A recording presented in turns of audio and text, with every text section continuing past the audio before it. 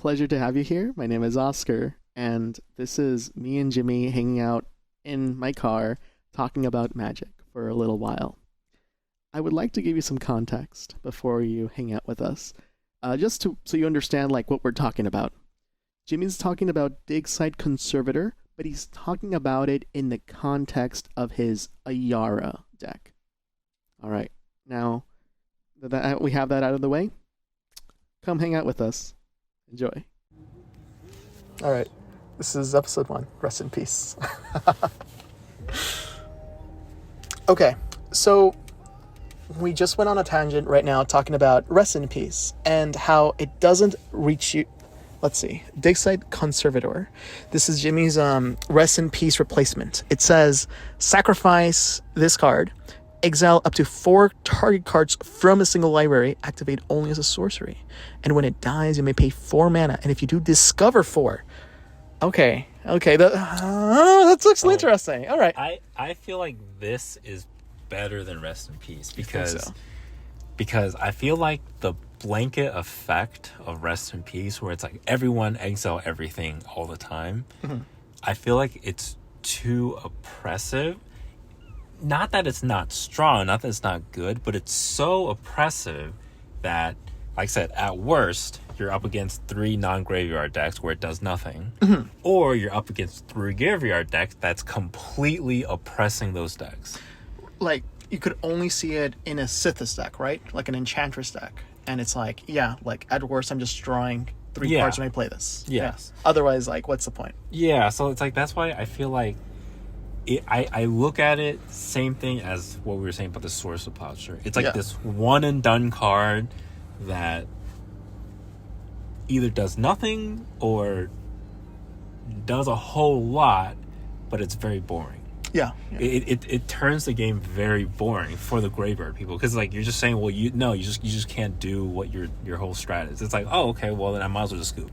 If I'm not, why sit here for like 20 turns doing nothing? Let's just scoop, and I'll bring out my non-graveyard deck against your deck. You know what I mean? Yeah. Like, I think that's the problem with my problem with Rest in Peace is that nobody wants to play against it.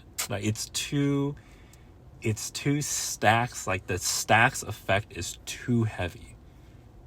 Okay. But that's why it's like, that's what I'm saying. I feel like light stacks, like light stacks cards are good, right? Because they disrupt. You know, like, people have like this perfect combo plan laid out, but it's like, all right, let me introduce this one little disruption here. It doesn't completely stop your strategy, but it like hinders it a little bit, right? Like Blind Obedience, the Thalias, the creatures, like, non-basic lands that are tapped. Yes, I feel like stuff like that. It's like, yes, it does like really, really screw with, like, you know, people who rely on haste, right? I'm gonna haste in an Ancient Copper Dragon.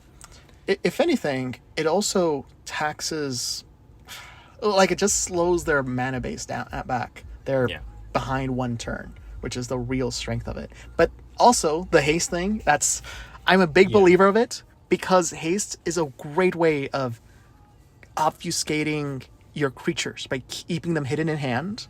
You put them on the battlefield when you intend to kill someone or get a lot of value off a certain dragon that does something when it deals combat damage. But forcing it to have summoning sickness with the rest of the table forces everyone else to, you know, it's like realign threat assessments. Oh, he's going to hit us. We're going to lose all our creatures if this hits us, right? Yeah.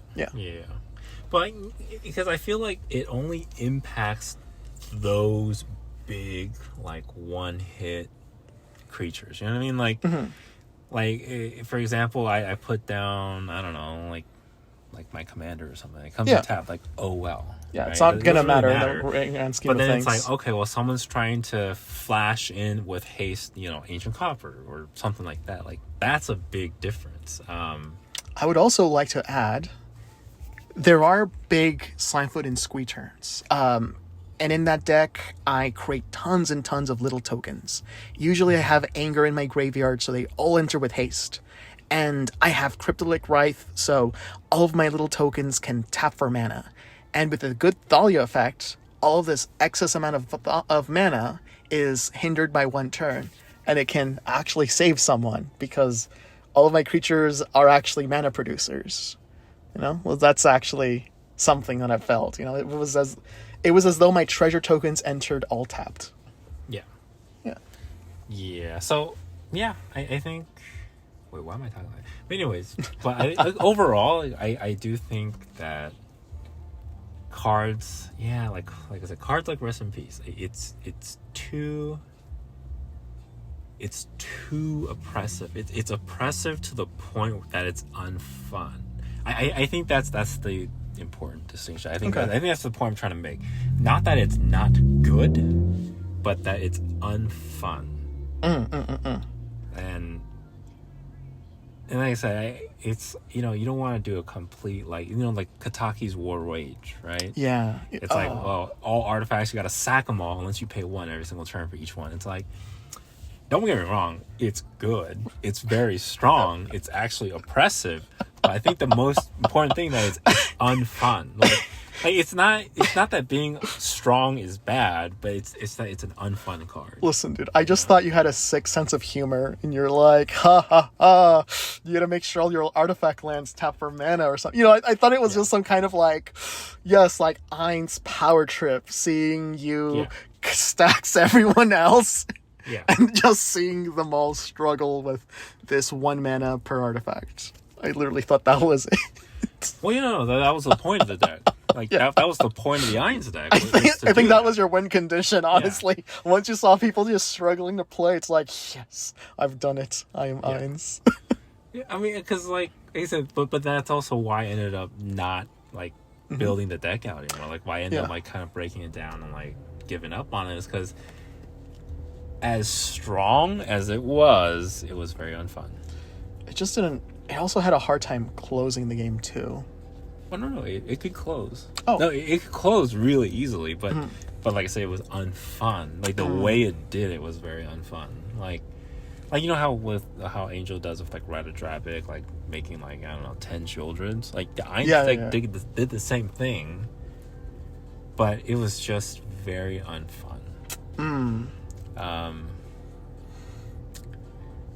That's also why I know I didn't build Rite of Drapic as well. It's because I know Angel plays it very well, like the Rite of Drapic deck. Yes. But at the same time, I did kind of have the thought it seemed not that fun after you've played it. Like, I feel like there wasn't enough variation. Yeah. The deck was very streamlined to do the 20 Shieldrids, 20 Hellish Norns, 50 Sir Conrads. Like, it's strong.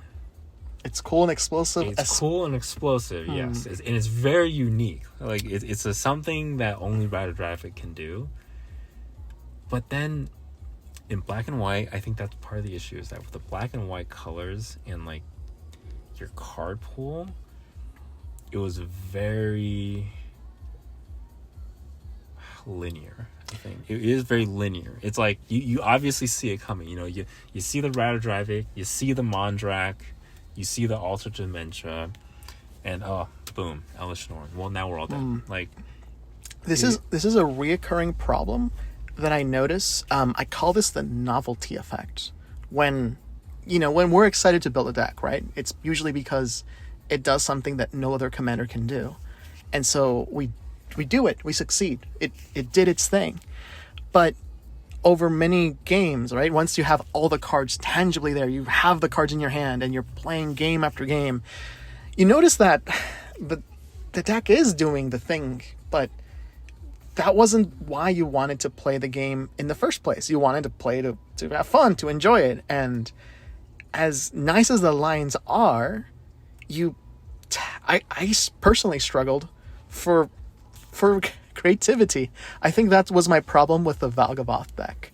I did like that this is the one deck that I can put all of these, like, pingers that do damage to you at every turn, and it was drawing me cards so I could put more of them.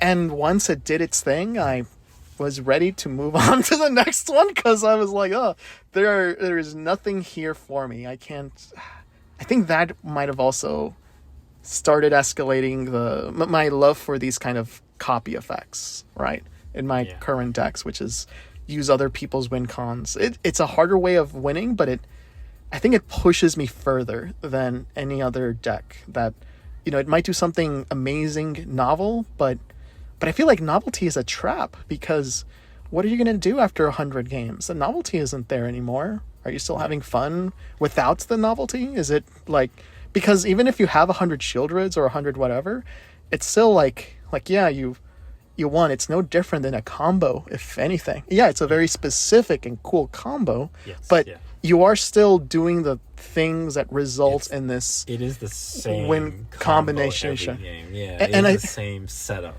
Like, yeah, and I think that's not something that I like in my games. That's not it. It just becomes repetitive. I think with Slimefoot, yes, you can have a combo, but I'm also just slowly draining everyone with aristocrat effects, and if a combo happens, it's great, but it's not like the main focal point of the deck. Yeah. No, I think it's not like I do think it's unfortunate. Like I know everyone starts off somewhere, but like ever since I started playing, like I've always disliked making a deck that someone else. I've always wanted to have that creativity, the unique theme, like a deck that no one else already runs, or at the very least, like thematically do something different. Or I feel like that was like my novelty from it, is like doing that thematic like aspect to it. That was something I've always wanted, like in my decks, like, ever since I started playing.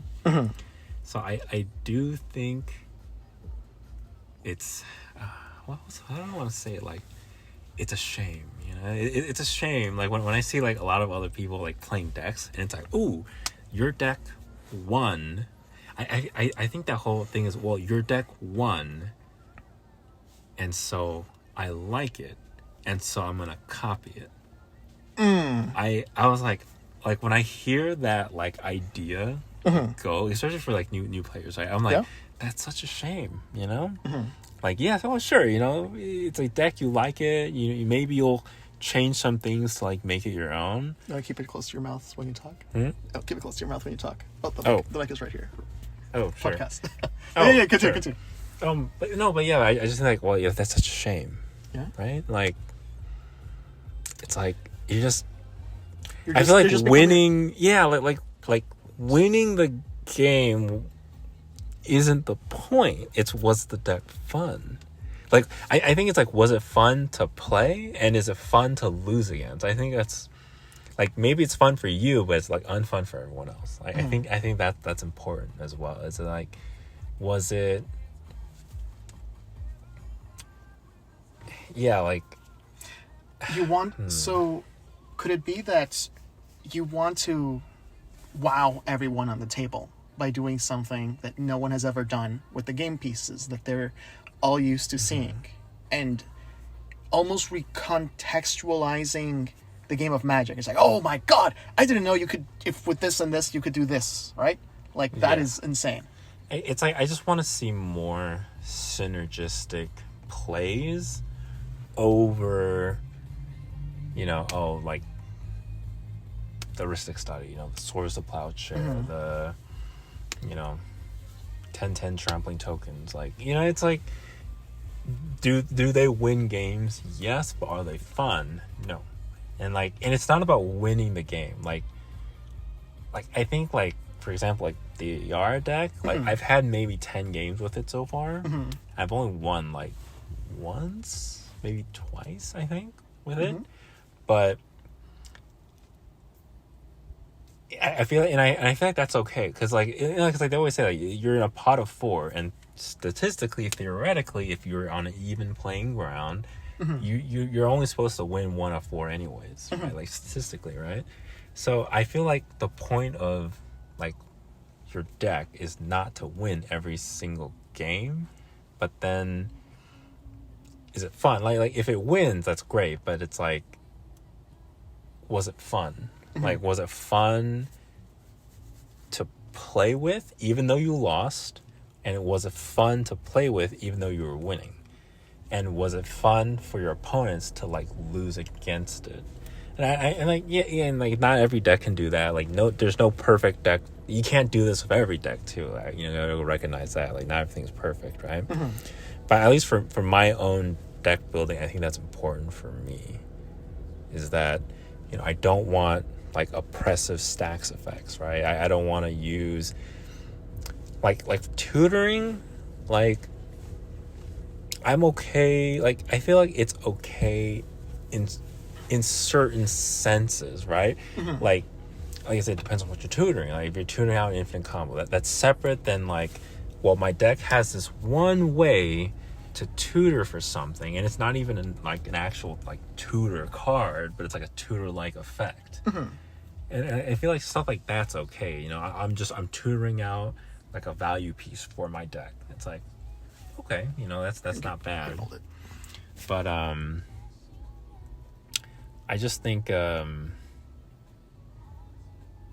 where was I going with that? I've lost my point.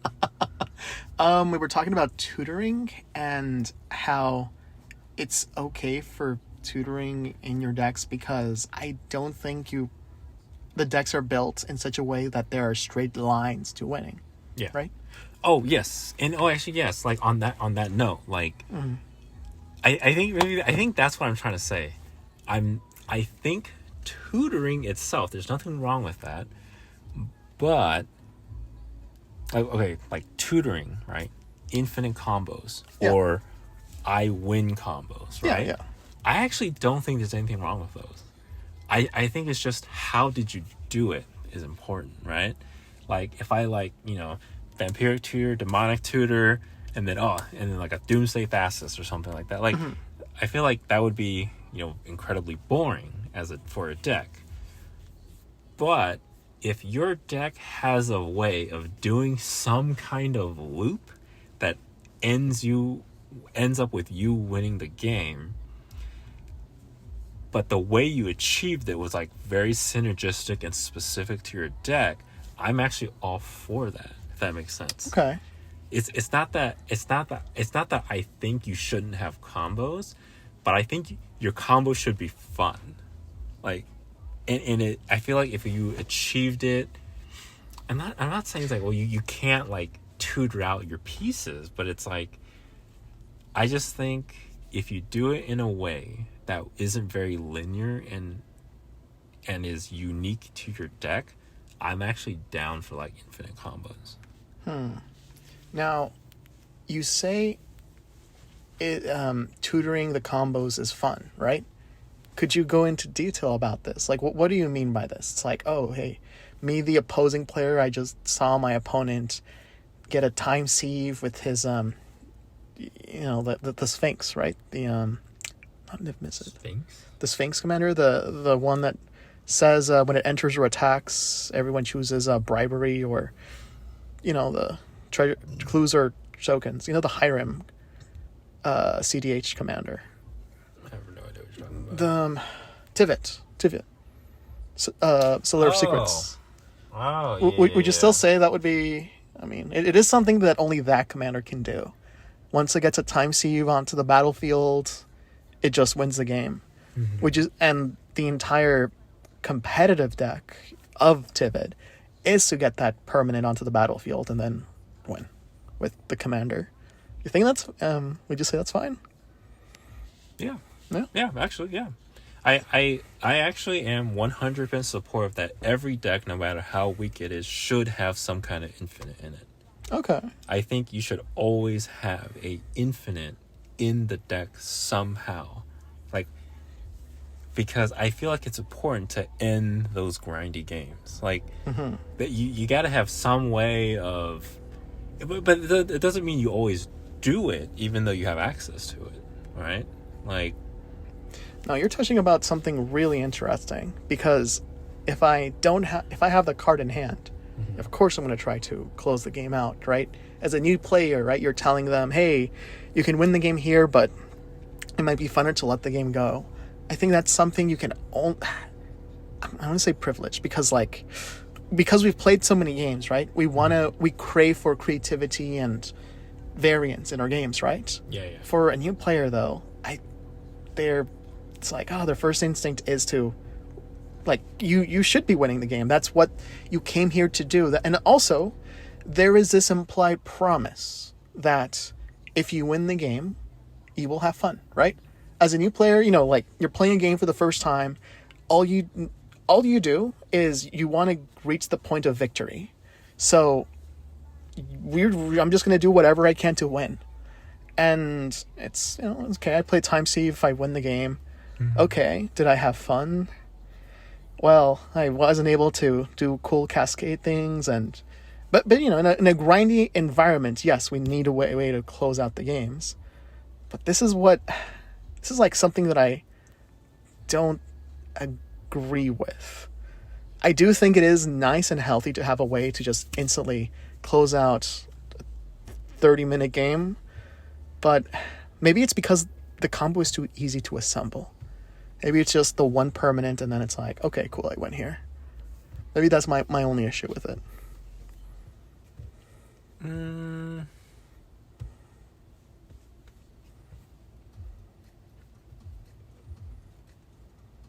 You mean, well...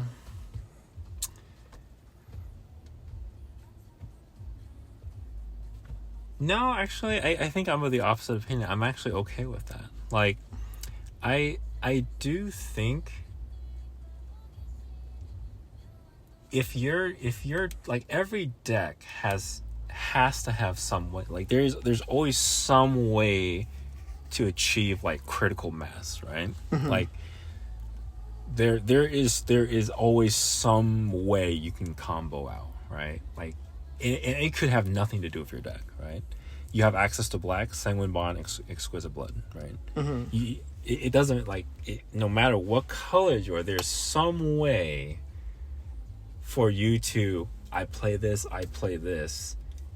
Maybe it's not immediate I win the game, but it's a somewhat, like, if I play this and this in this way, I will either win now, like, if it's like an instant win, like a Thassus, mm-hmm. or like a game-ending play, mm-hmm.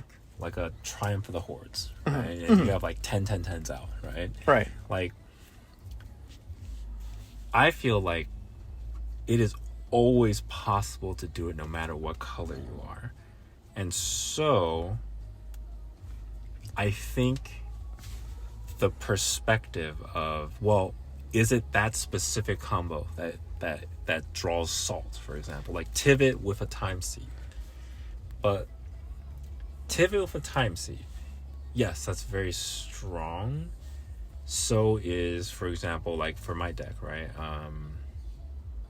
There's Saheeli with a Time Stream Navigator. That's infinite extra turns. Okay, what does Time Stream Navigator do again? I think it's like you just tap her and you take an extra turn. Is she 4 mana? I don't remember. I think you pay 4 mana to tap her. Yeah. Okay, so how much does she cost to play? I don't remember. I think she's 2. She's like 2 mana. She's not expensive. She costs 4 mana. Yeah. You tap her, and you take an extra turn. But with Saheeli, you make a copy of her. Yeah. I think I'd be fine. I guess there's a. Okay, so I think that there's many layers here, right? I think the first one is because it's only one permanent that you need to grab from your deck, and also the fact that it's at instant speed. It's just an artifact that has a tap ability, whereas this one is a creature, which means it needs 1 turn of Summoning Sickness, which is because Saheeli will make the copy with haste. Okay, so I can do it all in 1 turn. All right, so like, it's not something that if I wanted to do it all in 1 turn, I can. Oh, okay. Yeah. Huh. I mean, is it more mana efficient to cast it and then have to wait a turn? Like, sure, maybe that happens, but theoretically, you can do it all in 1 turn, like essentially, as long as I have 6 mana and Saheeli does not have Summoning Sickness, I can just cast. Well, actually. Yeah, I can just cast Time Stream Navigator, tap Saheeli, make a copy. Oh, actually, I need 8 mana. I need 8 mana to do that. Okay. So it's an 8 mana. Win the game. I basically win the game. So I think, so if you explain it this way, right? So it's like, oh, well, Time Stream Navigator, it's a very specific card. It would only work with Saheeli, right? Yeah, you need 8 mana, you're probably at minimum turn 7. And it's like, well, if I had it, it's not actually in my deck, but it's like, well, if I had it, does that mean I'll always cast a turn 7 to win this way? No, because like I said, you do value the creativity. But I think it's important that you, even though it's not in my deck, but I feel like I should, it's important that the deck should have access to that. I think it's also important to mention that the deck is not built around getting this permanent out, this Time Stream Navigator out. There's no way to tutor it out for the deck. That's another thing that's really important about it, is it's just, if I happen to grab it, I'll put it. I will win the game with 7 mana. I mean, at that point, it's like turn 6, turn 7, and I guess this is the argument. Theoretically, the fastest you can do it. So, and this is like the argument back to our first starting point, which not having Swords of Plowshare. And I think this is where it would be completely acceptable, and where you should be using Swords of Plowshare, just as a way of interacting here. Yeah, and so there's the argument that, like, sure, run more interaction, right? That's always a argument that anyone can always make. But my point is that, okay, so then if I have a what deck is that? Tivit deck. If I have a Tivit deck, or anyone has a Tivit deck, I think you should always put a Time Sieve in your deck, because, like I said, maybe you're not demonic tutoring out, but say you just naturally drew into it. That's just how it is. Like, I would rather, and like I said, just because you have it doesn't mean you always just use it right then and there, right? Like, it also comes into the game sense. It's like, I think decks should have access to some way to do something strong. Of course, like I said, anyone can always Swords of Plowshares it, right? There's that argument. Anyone can Swords of Plowshares it, right? So there's an insane amount of counter spells. There's removal. There's spot removal. Maybe everybody has ways of doing something to stop it. And it was like, maybe you just get lucky. No one has a counter spell ready, right? Everyone's tapped out. They have Swords of Plowshares, but they're tapped out. Like, that, unlucky. That person got lucky, right? Cool. Game ends. Next game. Like, I think it's unfun for someone. For example, like, if I have to use that Rest in Peace game as an example, right? We just happen to have 3 graveyard decks, and the one person has a Rest in Peace turn 2. That was an incredibly unfun and grindy game. But if I could somehow turn 7 take out an infinite combo to just end the game, and because it would be unexpected, right? I'm playing a graveyard deck and there's a Rest in Peace out. My deck's completely shut down, but I was able to pull out this one combo that just ends the game. I think that's fun. That's healthy for the game. So I think, like I said, I didn't think this when I first started playing Magic, but this is like an opinion I've gathered after like many games, is that I think it's actually funner for the pod if a deck has access to some strong strategy. Like, because there are decks that aren't very strong to begin with, right? There are some decks that are super strong. It depends on what cards you put in it, right? Like, freaking like what's it called? That Rakdos Fortune guy. He makes a treasure. Prosper, right? Like, he's known to be strong just because he's such a value engine, right? Like, you don't. He probably doesn't need a infinite combo to be strong. He's just strong, period, right? If he ever dies, you reanimate him, and you just keep your engine going. Like, he's strong, period. But then decks like, for example, like, I don't want to like just throw like a random example or like a too specific example, but we'll say Saheeli, right? Saheeli by itself is not a strong commander, and it is not a strong deck.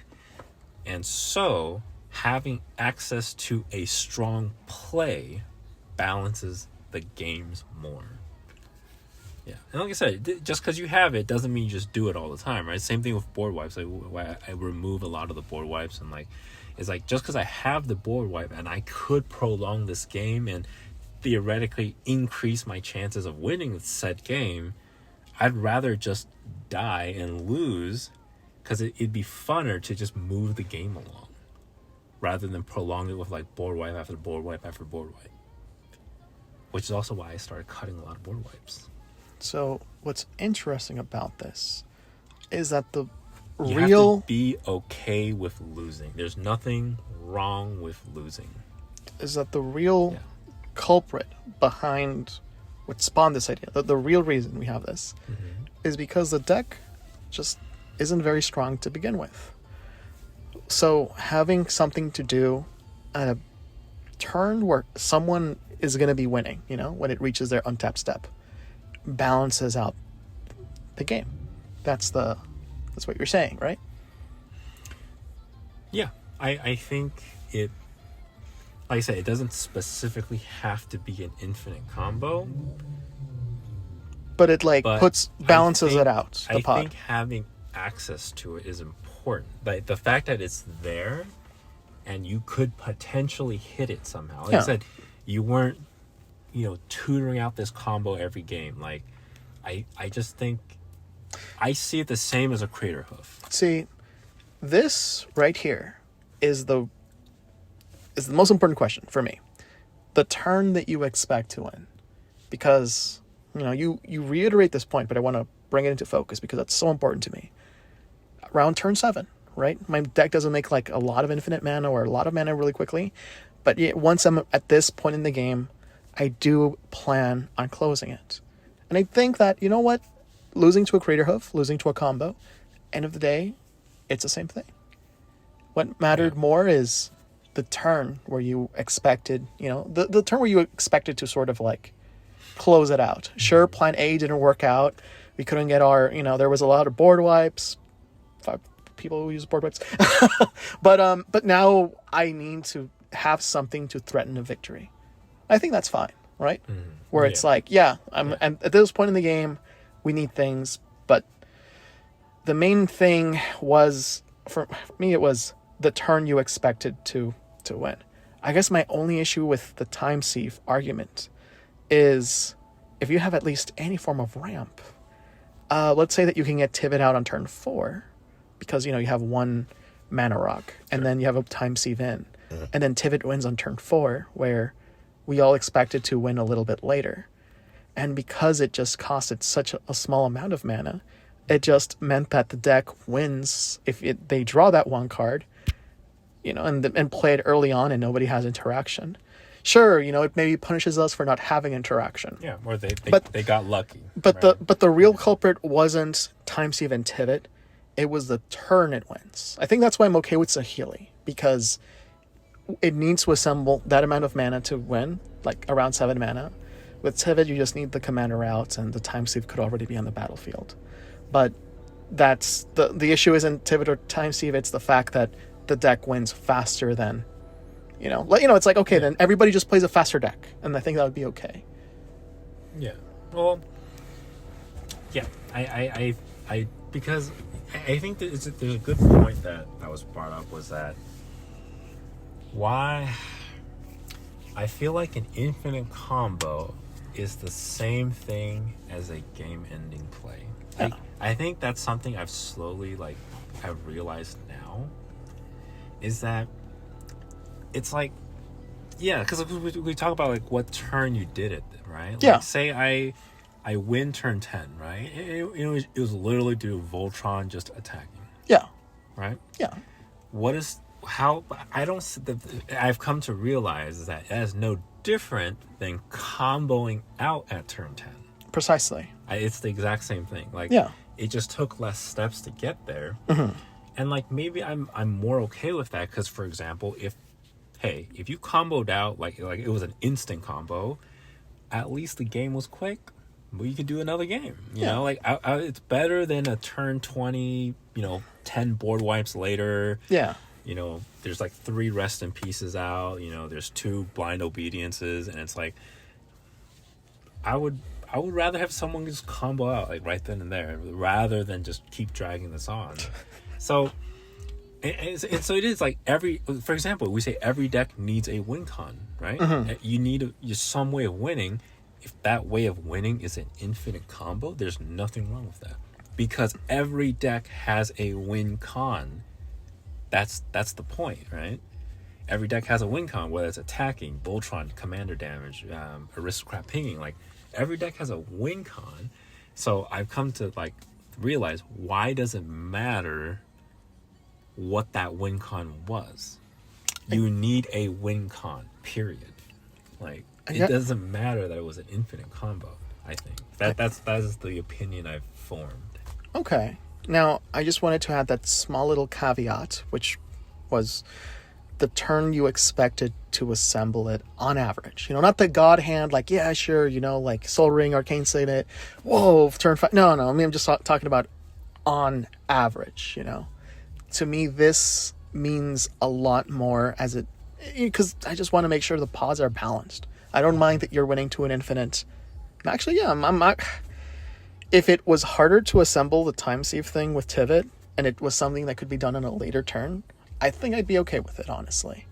And because with the Saheeli thing, because you have so much mana to work with, and it you know, you will be winning on a turn where my Teysa Karlov deck is going to be winning. That's totally fine. Everyone should be threatening to kill everybody at that point in the game. Yeah. So yeah, I think that's. But yeah, for me, it still is the turn you expected to pop off in. Otherwise, it's very feels bad when like someone. I mean, yeah, we can just go to the next game, I guess. Well, because like. But also, I think there is that variance though, right? Like for example, tonight I had 2 games with Healy, right? Yeah. First game, I absolutely did absolutely nothing. I was absolutely stomped, no question about it. Yeah. Right. I did nothing, and then the game ended, right? Right. And then the next game, right after that, I was stomping. Oh. So,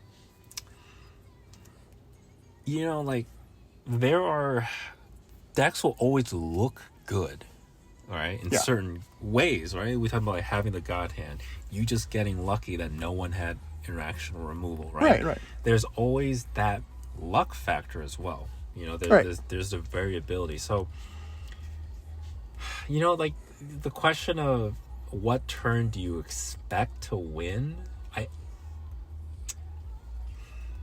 I don't know if that's I don't think that's a good way. It's hard to judge it because of the variability, right?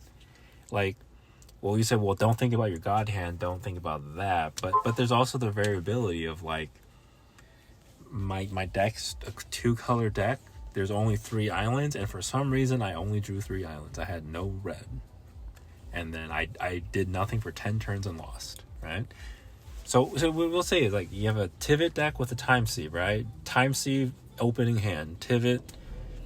And some mana rocks. Yeah. And sure. All right, sure. And then 8 turns later, I, for some reason, just never had a swamp. Mm-hmm. So then, you know, it's like, well, what? So then you ask that player, it's like, well, what turn did you expect? Well, I expected to win turn 6, but obviously it didn't happen, right? So I feel like there's that variance and variety that will always be there, no matter what. Mm-hmm. I think it's hard. It's a hard question because of that variability. Like if I have to think about that, like what turn do I expect to win with Saheeli? Turn 20. I'm just gonna say turn 20. Because that's like how, you know, by the time it gets going and it starts knocking people out, like this is like at least turn 12 minimum. What turn I win the game? Turn 20, I suppose. Well, what about knocking out at least one player? Turn 12. Turn 12. Yeah. Okay. Like it would take me that many turns to even knock one person out. But are there games where it's like, hey, I had a good hand, like it just worked. I got lucky and no one interacted with me, does it look stronger than that? Even though ultimately it still took me 12 turns, it was oppressing the rest of the pod, right? Where I was the obvious, like, overdeveloping compared to everyone else. I was, putting down more permanents, making tokens, like, outvaluing everybody since the start. Even though it took me that many turns, someone could easily look at this deck and be like, hey, that deck's too strong, right? I see. It's like, because like I said, I think there's that natural variance. So it's like, well, so I think the question of when do you expect to win, I can expect a lot of things, but whether or not it ultimately happens, it's like, I don't know. Like, it's hard to answer. Plus, it's all the same thing. I'm playing Tivit, and I have a time sleep opening hand. I can just choose not to play it for like 10 turns, and then maybe turn 11, it's like, all right, enough board wipes have happened. Let's just end this game. Tivit, time sleep. Like, maybe it's okay too. I think it's the issue is not the cards. It's how the person plays. I think it all comes down to that, and it's not something you can just lay out the blueprints for and someone can learn, right? You just have to kind of like figure out as you go along. So I know you're saying like this is like for like new players, but you just have to kind of experience it and like learn it. It's not something that can be like really just like you said, you don't have the game knowledge, right? You don't have knowledge about all the cards out there. We say we keep saying Tivit and Time Seer, right? But there are also other combos. It's just that, because that particular combo happened to me the one time, it's like what comes up to mind, right? But then if we started seeing Saheeli and Time Stream Navigator everywhere, then that would be the new, like, oh, well, the problem is Saheeli and Time Stream Navigator. It's like, it's not, I guess what I'm trying to say is I don't think it's the cards themselves are not the issue. Like, the combos are not the issue. The win con aren't the issue. It is just the player of how you play it. Yeah. As I say, like, that's why I think Tivit and Time Sieve, I'm A-okay with. Infinite combos, I'm A-okay with. It's just, how did you get to that, Are you tutoring turn 1, turn 2, turn 3, and then time sieving turn 4? It's like, yes, that it's incredibly lit, but then you would re-rule 0 that, right? I think there's nothing wrong with that deck. Because, like I said, this is a deck I'm intending to win incredibly early with. Then you would need to communicate that. So everyone else brings out their decks I'm planning on winning really quickly with, or decks that have a lot of interaction that can stop things like that. So, I guess, yeah, that's my point. The issue, I think the problem is not Tivit and Time Sieve. The issue is, like, not communicating what your deck can do, or, intentionally playing this deck to win incredibly early and not communicating that. And like I said, I wouldn't personally don't think those decks are fun. Right? Those comboing out, tutoring to win as fast as possible, like, those games do get really dry, real stale. So it's just not something I expect anyone but myself to have that self-control to not play these cards. You bring up the point of, I'm going to choose not to do it because I have the self-control. Yeah. And I think that's pretty admirable. That's admirable as fuck. I'm not going to expect that from anyone at all. And I shouldn't. It's like, you came here to do one thing. It's your one day a week where you drove here, and I don't expect you to, like, just play what you intended it to do in the first place. You brought up the lack of color fixing. I have everything but the right colors to play everything. So now I'm locked out of the game, which highlights this is a self-limitation that you put on yourself, which I think is really not admirable when it comes to having basics only in your own decks. And That's, it is a limitation that you celebrate by, it's like, oh, I'll just put less green in my 5-color Najila deck because that's the color I use the least. It inspires creativity, which I think is phenomenal. And it's also not something I expect from anyone. If you want to put these limitations on yourself, that's insane. It's amazing. But I'm not going to force you to do it if that's not what you came here to do. I use fetch lands because I don't want my colors to be a limitation. I came here to do one thing, and I don't want to really think about this aspect of the game. So it's not, and I have other limitations too, of like having less staples in certain decks. But yeah, let's go off. That's going off topic, at least for here. I thought the issue that you brought up here with when it came to talking about the kind of decks we were bringing out, it's like, this deck does win a little bit faster. If it wins a little bit faster than the other ones on average, maybe, that player could start reconsidering taking the card out if it's not something that's the rest of the pod is enjoying too. It's like, it's not the I once heard of it explained like this. It's like all 4 members of the pod are in this D&D adventuring party. And, there's like, oh, look, there's a side quests, there's dragons, there's things to do.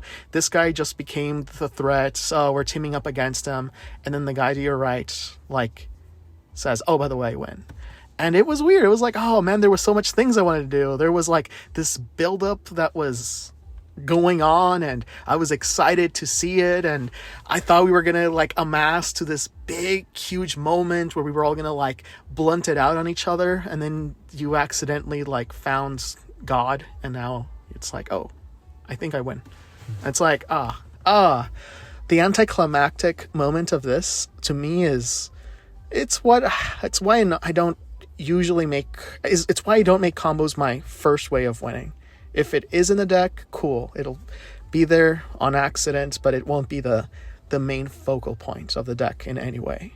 I think I do agree with you when having combos in decks. Absolutely, I think it's good. That's fine. I don't mind. Like, it's just if the combo can be assembled in such an early state of the game before anyone has a means of of doing anything. Like, that's, it's, so with like this, a Healy example, I think I'm fine with it, actually, because the rest of the deck intends to do something explosive on that turn. And it's like, oh, I'm going to be making infinite turns now, and that's cool. You're going to do something explosive anyway. Cool, you're winning the game on this turn where you were already expecting to win. That's fantastic. I think that is the best example you could possibly have. It's only just using it as a shortcut. It's like, oh, the deck usually wins on, like you said, turn 20. But, oh, sometimes it just wins on turn 4 or 5. Well, I mean, unless that's where we're all playing at, that's not where the kind of play experience I'm playing. Yeah, sure, we'll just do the next one. But having so much disparity between, oops, I accidentally won here on this really turn 4 before anyone else had a chance to develop. I mean, that's fine. We'll just move on to the next game.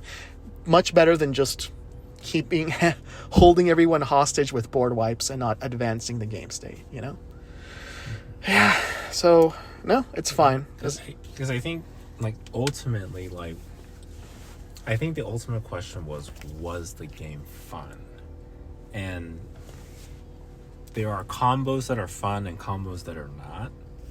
And in the way you do it, there can be fun ways and there are unfun ways. But I think ultimately, is as long as it happened, and like I said, it's fun and subjective. I have a quick question. You say fun, right? Mm-hmm. But do you mean novel? Fun can mean a lot of different things to different people. Yeah, but that's what do you think novel? What word would you describe this?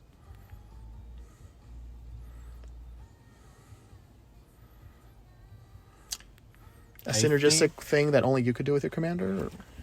I think when I think of like a fun combo, I I do think of like a combo that was unique to your deck or unique to your theme.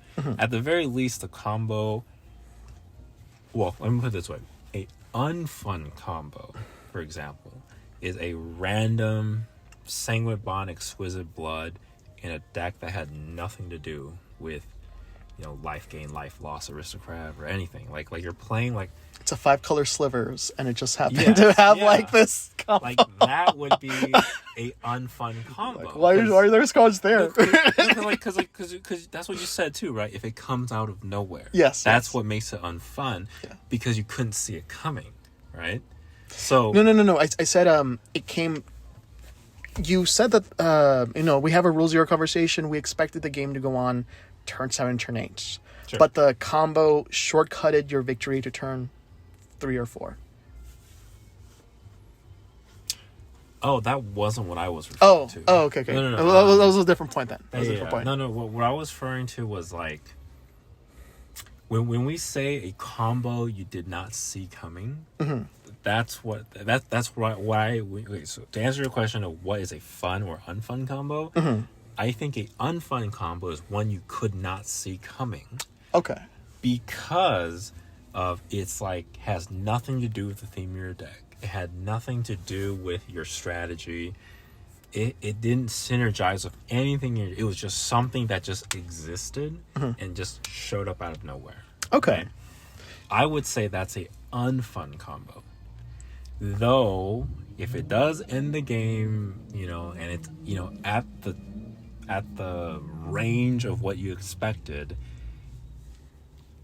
theoretically there's nothing wrong with that too. If we're just talking about power levels, right? Okay. But it's an unfun way to win the game, right? It's unfun for the rest of the pod. So I think that is a bad idea, right? Okay. Like I said, we keep saying this, but Tiv Mizzet with Time Sieve. Yeah. That's very in theme, and it's a widely known combo with Tiv Mizzet. Tivit, yeah. Or Tivit, whatever. Yeah. Tivit. So, but I think it just comes to, if I see a Tivit, I'm going to consider the possibility of a Time Sieve, right? Yeah. Okay. I see a Kalia, I'm going to consider the possibility of a Master of Cruelties, right? Okay. But then, that's why people, like I said, a lot of people can do that, though. They can run, like, more under-the-radar commanders, but they have those combos in their decks, right? Here's the thing, is, for example, Craterhoof, is that a combo? Yes, it is. It is a combo. It is a combo. But for some reason, we disassociate it. It is not infinite, sure, but it is a combo. It's a game-winning move, right? Which is the same thing as infinite combo. It's a game-winning move. Yeah. So that's why I say I see them as the same thing. Because they're both just game-winning moves, and they're both interactable, right? They can be countered, they can be fogged, they can be self-acquired, right? Those. So that's why, in my mind, they're the same thing. So if I think of Tivit and a Time Sieve, I see it as the same way as a Craterhoof.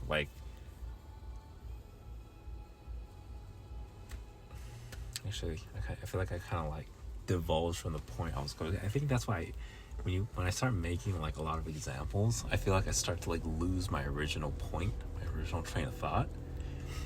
But anyways, unfun combos, right? Combos that come out of nowhere, right? I don't think there's anything wrong with combos, because like I said, they're just game winning moves, right? And all decks should have those. I think that was the original point, right? I feel that all decks should have those. Which form it comes in, I think it's funner if it's in theme, if it's thematic, if it's synergized with your deck. It's a funner win, which is healthier for the pods, right? Healthier for your games in general, right?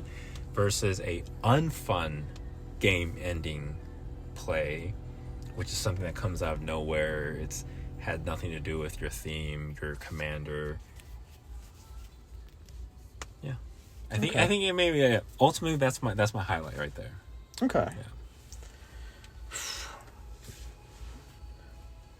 The one combo piece that I had to cut was the Dockside in Slimefoot. It won the game too early.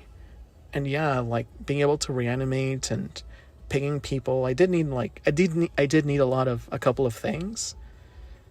And I guess like if that's how you find winning fun, more power to you. To me, it just made the game very linear, and it just sucked the fun out of me. Yeah. So, yeah, I mean, but I won't dissuade you from having your own Dockside. If anything, I would recommend it because I think it's something every person should experience. You should have an infinite and try it. Do it. Have I think we both saw I saw Michael have the Master of Cruelties. No one asked him to take it out or anything. It's just a decision that he made on his own. And part of me wonders if it was the same reason why I took out Dockside, where, yes, it is a very strong thing. I can kill a player or win the game really quickly, but this isn't what I want. And this isn't the kind of experience I want in this pod. Mm-hmm. It's not something that's going to... It's not bringing me joy over multiple games, so I'm going to choose to do it. So, yeah, I'd say just have it in there and see if that's what you want to do. If you want to cut it, it should be on you, and not because we tell you to. Yeah. So ultimately, is it fun to win with, and is it fun to lose to? I think that's important too. Is that... Man, there's like... This might end the conversation, move it to a different point. But something you said about Ayara, about only winning one game. I, on the other hand, have won every single Bumbleflower game. And each game, I feel like, it's because of the staples. So I start cutting them out more and more. But it's... I think it's a different combination. It's a different kind of win. Because it's not like a win that makes you feel salty or feel bad. Because it's... actually, no, that's a lie. Because I did have an opponent and I was just controlling the heck out of him with my Teferi's protection-esque effects to make sure I was always on top. But I feel like the entire deck is built to not warrant threats. Like if you point guns at me, cool, that's fine. I'll just give other people cards. I don't need to give you cards in any way or another. And the threat of being cut off is, who cares? Maybe you don't need to. Maybe you already had a risk study already and you're fine of it. But at least it buys me a little bit of time in the early game. And that's really all I need. I don't know if that's, maybe it's, I guess that's just a card draw engine on the command zone. That's, yeah. But I do love that it's leaning so hard to the political aspect of the game, Jimmy. That is the funnest thing about Bumbleflower. No. It's literally just, it's being able to choose your friends, You start out playing nice, like no other deck is doing that, so random, like, damage just doesn't go your way sometimes. Sometimes it does, and it should, It's like, I'm not going to hold a grudge for 2 damage. Like, no, I'm not I'm not like that, dude. Just play. But yeah, no. I think this is something I love about it. When we started coming here, and you were talking about the Project Purity. What is the card called? Struggle for Project Purity. You touched on this important point where you don't need to focus on just winning as fast as possible. There's also other players who might help you too, right? I think this is what the deck does best, which is sometimes you just inadvertently make friends. It's not something that I don't bring it up quite often. I just, just help. I just simply say, hey, you've been cool to me. I'll let you draw these next 3 cards or something. And I don't tell or direct anyone. You know, it's just I only just project that, hey, you know, like, this is what I'm intending to do with the way I'm handing out cards, and that's usually enough. I also don't want the deck to ever be I'm gonna make a deal for this card. Oh, I'm gonna make a deal for this next card, because then I'm kind of getting in your agency, right? You're here to play your own deck. You're here to play. Yes, he's giving out cards, but that shouldn't get in my way of. I don't ever want it to feel like a Ristic study, basically. Like, I only giving you this card, but a condition is attached to it. Question though. What's up? Do you not think that it may enforce like a passive aggressiveness though when it comes to the card thing? I mean, I'm giving cards until someone gives me a reason not to, and I make that clear when I first start a game, and I say that clearly. And that is something that happened in today's game, where I was handing out cards evenly until someone prevented me from getting 8 mana. And just for that one next card draw, he was skipped. And it was enough for him to just, you know, like, why am I not getting a card? And I just explained, it's for that little thing. And then it was on him to, like, he didn't have to make amends with me, but he still wanted to get in the inner circle of people who get cards. So after that moment, it was like, all right, cool, you know, we'll be cool on the next rotation, you know, it's fine. But yeah, there is like a reinforced passive aggressiveness pattern that I have noticed with Bumbleflower. But yeah, you know, like, it's just I choose the friends, and then they make decisions, and you know, yeah. But remember that's the point though, is that, like, isn't it like reinforcing, like, whoa, like you said, choosing friends, like, yes. Does that not then reinforce how do I want to say it, like, yeah, just say it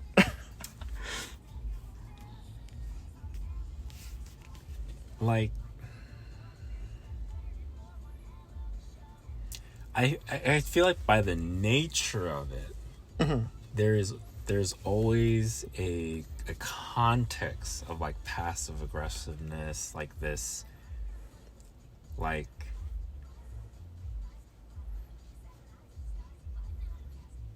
I don't want to say, like, spite play. Oh, like, I'm not gonna give you. Yeah, like, yeah.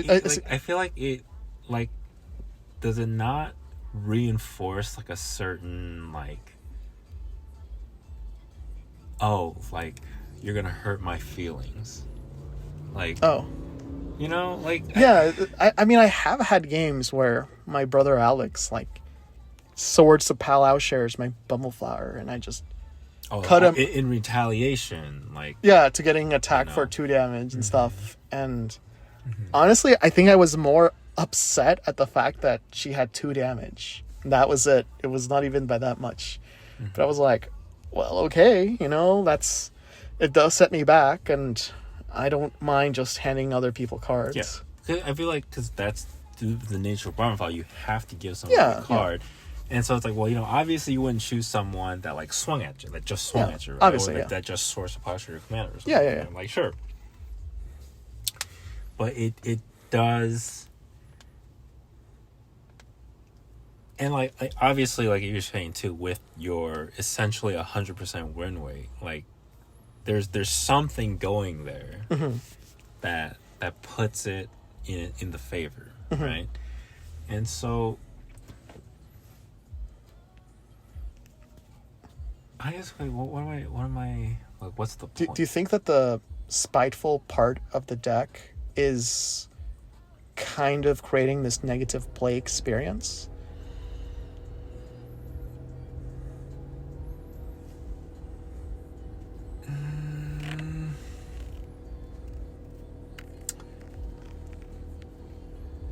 No, that's not the point. I think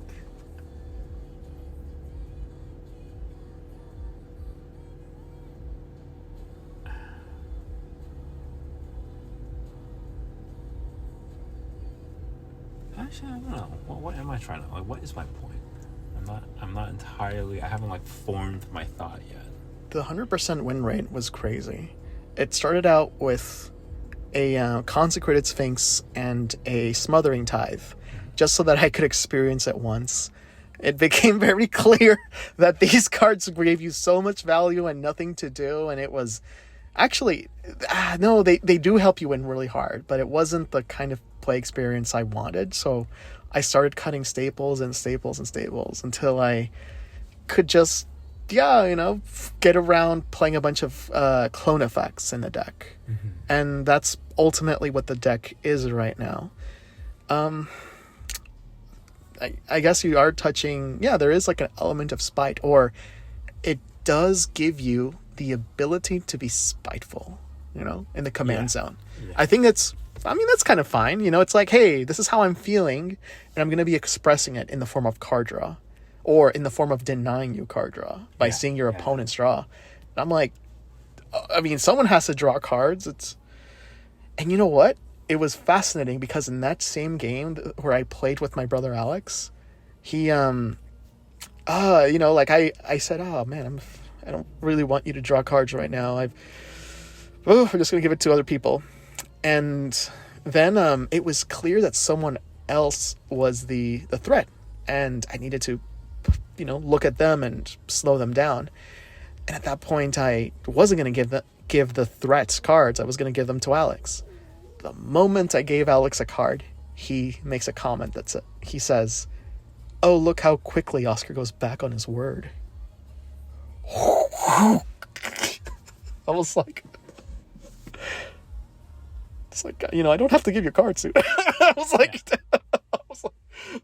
dude, I thought we could work together. Like, this guy's gonna win on the next turn. It's like, I feel like there's a big threat already.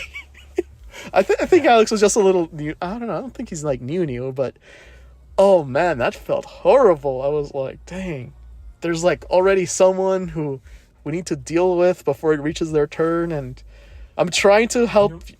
Maybe that's the situation that makes me think of why I'm bringing this up. Is that like, I feel like with Bumbleflower, and it's similar with Nelly, right? It's similar with Nelly, where it's like you're incentivized to team up.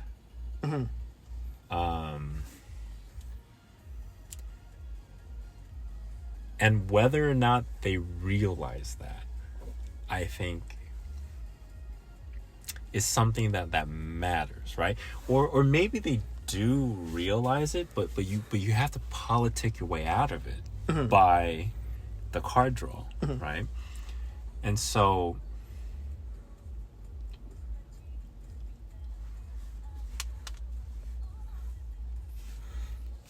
I think it just, you know what, I think it's very specific to the people you're in, like the people in the pod. Like, it's very, very specific. I think, you know what, I think what it is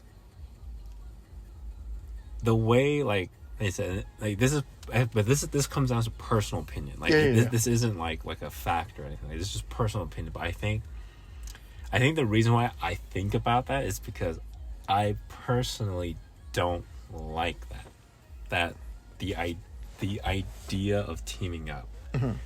But like Goad, group hug, like that's kind of the point of those decks, is to like politic your way out of things, right? Or to like essentially team up in a way.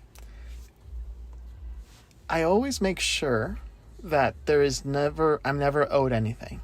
It's just, hey, you're already, I think it's like I'm reinforcing the behavior. It's like, hey, we're still in good grounds. But yes, you're right. It is reinforcing this team up thing where it's like, oh, I don't want to get cut off in the card draw. But I mean, the secret to the deck, and with Nelly, is that the Bumbleflower deck can't win on its own. It needs other opponents to point at each other. And you can take damage. It's fine. I'm not going to be spiteful over small, it's like some damage here or there. It's like, oh, you start removing permanents, maybe. Yeah. But for the most part, it's fine. It's going to be fine until it reaches a point of, okay, so how am I actually going to win here? I am giving people cards. I am developing harder than they can, and I am copying permanents that they can use. I think there's two acts to the deck, and you need to understand these two acts in order to win. There is the okay, we're developing, I'm handing out cards, you're getting cards. I'm not telling you to do anything. I am reinforcing good behavior like a Pavlovian dog. And then there is the turn where I'm going to play a Grand Abolisher on your end step. And everyone was able to play cards and everything, but for this little sliver of time, I'm not going to be interacted with. And this is where the deck enters Act 2. I'm going to play Overwhelming Stampede. I am going to kill the Aristocrat player right now and throw a lot of damage at this one other person. And all of a sudden, that team up thing that was kind of going on in Act 1, absolutely gone. And I identify that, at this point, no amount of politicking is going to help me. That's totally fine. I've used the politicking as a way of developing myself and have some small bits of damage kind of come out of here. But now in this point in the game, I am going to be the person that's going to be teamed up against. And that's fine. Because right now I'm going to kill one player, and while they try to team up, and I have to hand out cards, I am going to, on purpose, only leave the people who my deck is better to fight against. I on purpose kill the player who, the Aristocrat player, the people the combo players, they are dead to me. I can't negotiate with you guys. I don't have the pieces to deal with you. So in one swoop, I will try to kill you in this turn where nobody can interact with me. And then, these two guys try to team up and try to figure out, oh God, how do we do? I'm going to give you guys cards. I'm not going to, whatever. You guys need to do something about it. But my deck is better suited to use my instants and sorceries, my Teferis, my obscuring hazes against these decks than this one guy. So it's a very purposeful thing that I do, where I group hug and help things out until I realize, okay, we need to start. Okay, now we're going to enter this Act 2 of the deck, and no, we're no longer friends anymore. That's the real beast has come out. Sure. So, no, but I think what bring this up though is that it's like how you were saying, like with like how I choose to do basic lands, right? Yeah. So like your deck was built to do this, right?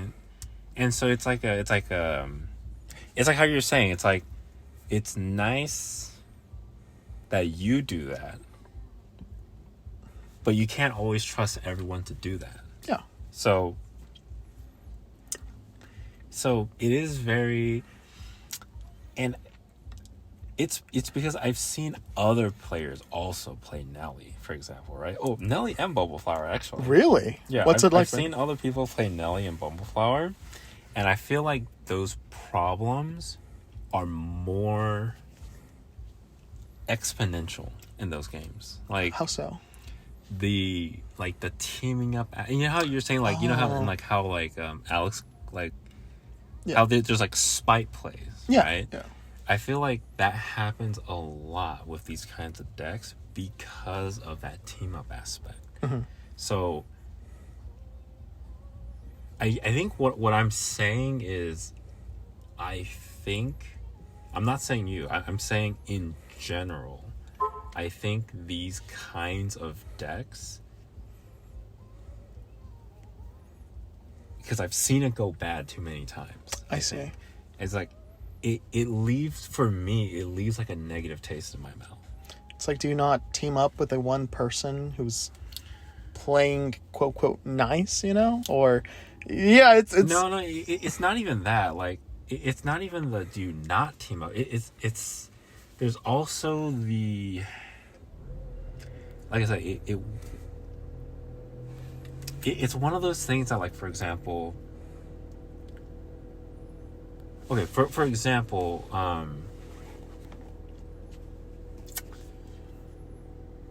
it's not like it's hard to describe what I'm trying to get at, but the team up aspect of these type of decks, I've seen it go bad more often than it goes well. And it's because of, like, you know, spite plays, like people getting salty, the why me, like, oh yeah, like I demand one person cards and they're like, what? no, not that one person. No, the why me, like, oh, why did you just attack me? Right. That why me? Yeah. You know, like, I feel like I've seen that happen too many times, where it gives me, I feel like the pods don't turn out well. Yeah. When these types of decks are there, like, I feel like it introduces, like, the politics, right? It forces teaming up, in a sense, right? Like, how you do it is, like, dependent on the person. Mm-hmm. But I've seen too many people run Nelly, too many people, like, run Bumbleflower in ways that it's like, man, like, it is like, it just seems very, either like there were too many spy plays, right? There's too many, like, playing the victim. There's too much, like, teaming up, like, unnecessarily. Mm-hmm. Like, I think, where am I trying to go with this, though, is what I'm still trying to figure out. I think where I'm trying to go with this is that it's a tightrope. There is a tightrope there. You know what I mean? Mm-hmm. Like, where it's too much. Like, it's too much. Like, the politicking, the spy plays, there's a fine line, and it's really easy to go to the side where it's just too much. Mm-hmm. Like, yeah, because it's like, oh, why are you attacking me? I thought we were friends. You were giving out cards. I thought we were, and then you forget in the back of your mind that, no, I am also here to win too. Yes, I'm not an idiot and just give everybody cards and not play the game. No, the decks are best when everyone here intends to win in one way or another. Right. So, I mean, that's totally fine. Yeah, no, like, yeah. And this is why I am very, very, I purposely make sure that I only reinforce, like, behaviors I want. I'm not tying you to, hey, let's make a deal if I give you cards. No. It's like, you haven't hit me in, like, a couple of turns. You're cool in my book. You can just keep doing whatever you want, you know? And... Wait, but would you reinforce negative behaviors? No, I wouldn't. No. I would just be, okay, there's other players I can give cards to, you know, that's fine. So that's what I do. I just positively incentivize the people I'm cool with, you know. We're still in good grounds here. The person who is, like, they can be spiteful all they want, you know. I'm not giving you cards, dude. There are other people in this pot too, and that's future Oscar's problem when I have to deal with him. That's how I frame it. That's how I frame it. I think that's the point I'm trying to get at, is that there is this fine line, and for a lot of, and I feel like a lot of times I've seen it go bad more often than it went well.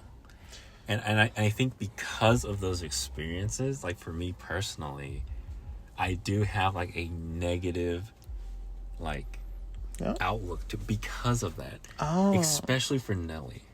Really? Okay. Actually, Nelly and Bo. Okay, the reason why Nelly is because I saw the decks here, and the people who played them here was a very, like, you know, why me? You know how you were saying, like, how, like, sometimes, like, it feels bad, like, when Dorian gets very, like, oh, why'd you attack me? Like, you know, like that kind of... Yeah. So people do that, but with the Nelly deck. Are they goading a creature? It's like, why are you goading my creature? Or are they like... No. It's like, oh, well, why did you attack me? Like, we're supposed to be friends. Like, we're helping each other. Like, it's very like, oh, why are you doing this to me? Like, we're supposed to be friends. Like, It's like, obviously not. But it's like, and then the same thing with Bumbleflower is that, like, I think because you weren't the first person I saw with the decks. Right. But the first few times I faced Bumbleflower, it was like I'm going to take a 20-minute turn and then, like, oh, but we're friends, right? So I'm going to give you a card. Like, it was the way it was done, it was like very annoying to play against. I think that for me, it was like the first few times I saw Bumbleflower and Nelly, I was like, this is very annoying. Like, Oscar likes annoying decks. He will love this. but like I said, the way you play it is different. The way you play it is different. So, what do you think? But what are your thoughts on this? Because the way you play it is different. Yes. But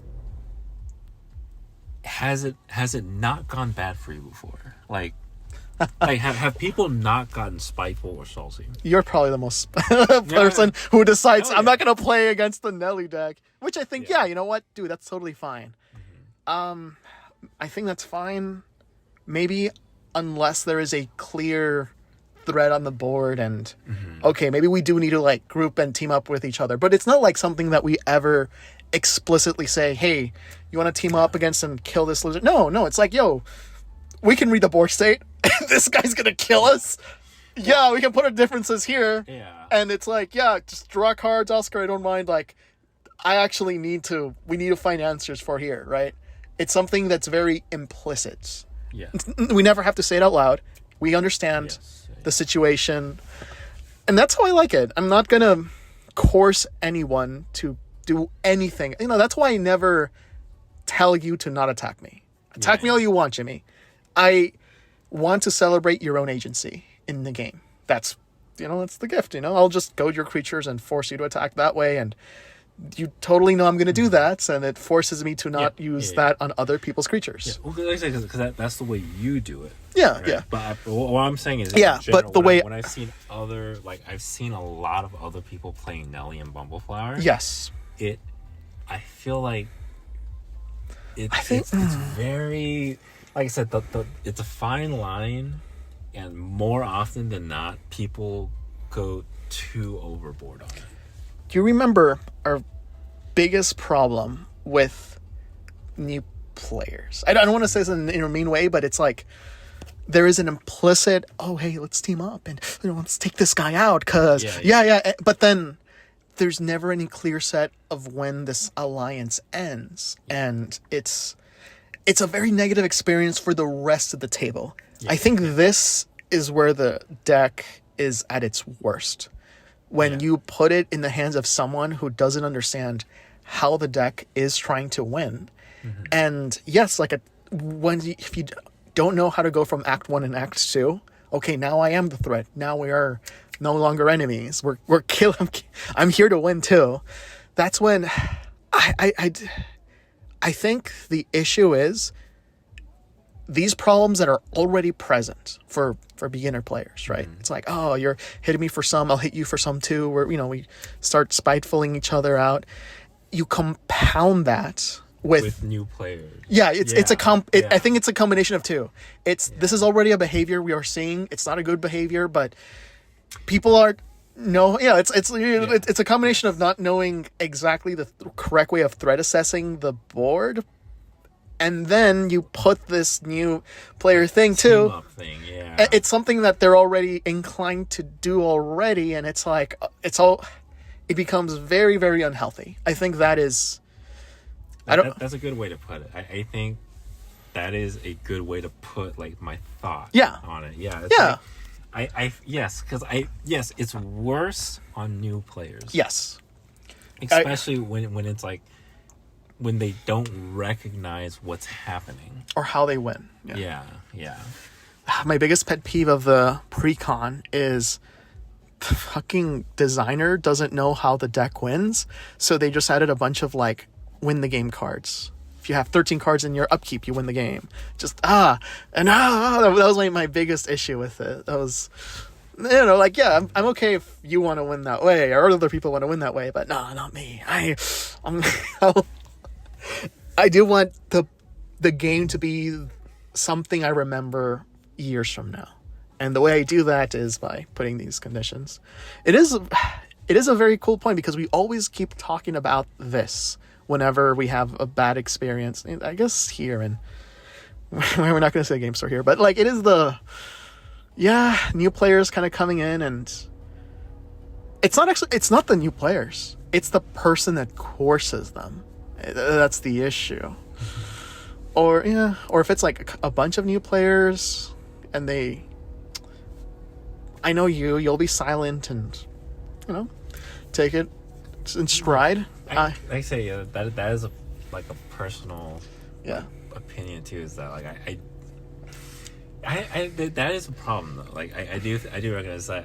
I feel like everyone should make their own judgment and their own actions, but at the same time, if someone, but I'm also not going to say anything if someone isn't. So it is like a I think your approach is they will learn over time. Yeah. I will argue. I will put, I'll counterpoint. Here's where we are right now. Yes, I am scary right now. But what's going to happen once you use this removal piece on me? Maybe we can work together. I don't want just one person controlling the new player with his precon full of 12 instant removal pieces that can be pointed at one player, but not at him. Yeah. So I will make my case and maybe fail, probably, but at the very least, they'll learn at some point, and that's fine. And I think that's why I do prefer playing with better players who correctly assess. Yes, Oscar will win at this point, but right now we got to kill this guy first. Then we'll kill Oscar. Then the group hug player won't benefit as much. But right now, this is more pressing at the moment. I think those are my favorite games. Absolutely. The problem is always new people. Just let's make sure there's never new people in the game, Jimmy. Problem solved.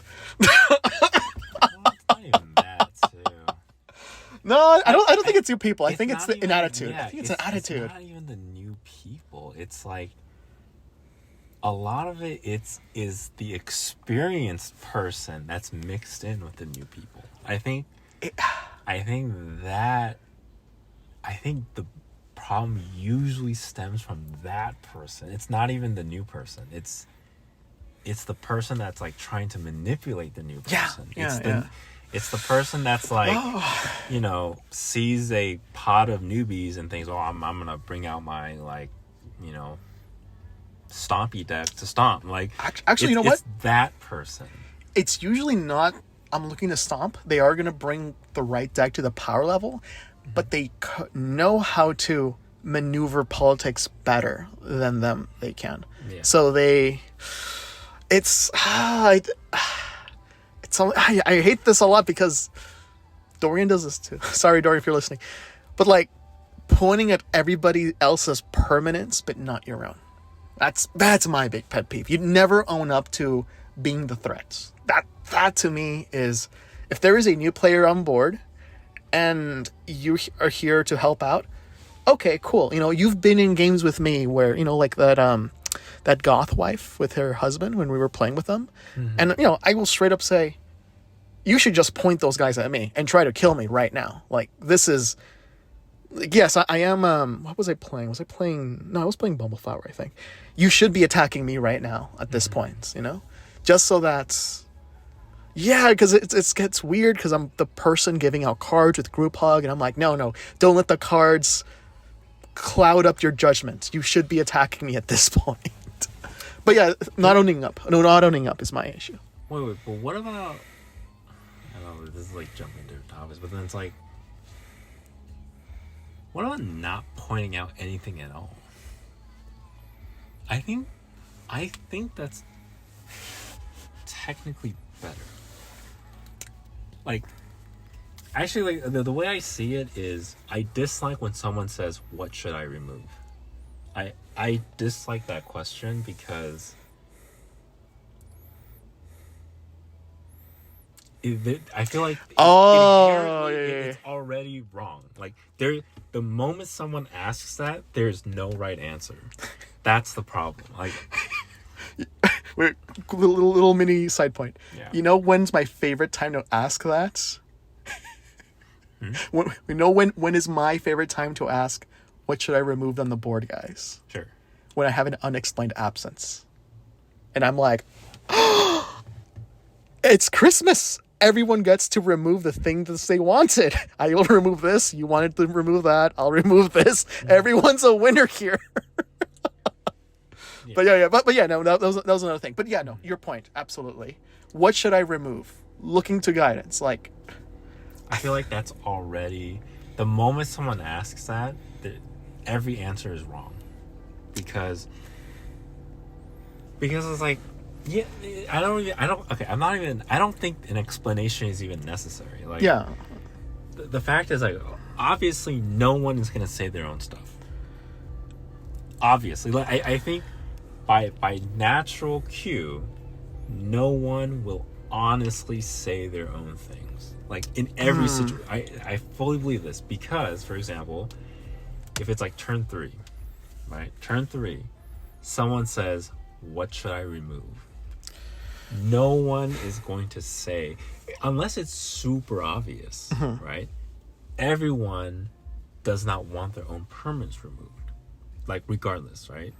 So it's not about a truthful, like, oh, I'm gonna, because only that person knows if their own permanent was the right choice. And I have to throw that as an example, is because, for example, I have 3 lands. Everyone has 3 lands, right? I have an exploration, right?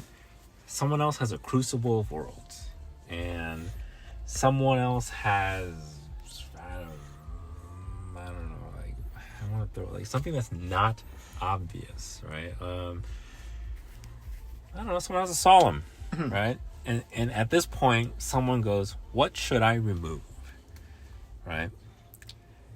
Is the person with the exploration going to say, oh, you should remove my exploration? No. They're going to be like, well, I just play an extra land here and there, you know. But Crucible Worlds, you know, he can get lands for it. He has a fetch land in there. He's going to get a land every turn. You know, that you should give that like Crucible Worlds. Like, I feel like people will always make a weaker argument for your own stuff and more an argument for someone else's stuff. Like, that's just how it naturally will happen, right? And on top of that, say, say I am the one with the Crucible of Worlds, right? Or something like that, right? And maybe I don't really have something, like, just looking at my board state, my whatever, it's like, okay, it's just there. It's not doing it.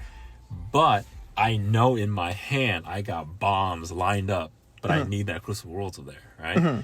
I would be like, it's just a Crucible World. I have no lands in my graveyard. It's just sitting there. It's not going to do anything. I'm playing a Zeus, and I'm about to, like, wipe out all your lands next turn with that Crucible. But just looking at the board state, there's nothing there that would suggest what I'm about to do. Is there a Wasteland already on the field or in the graveyard? It's in my hand.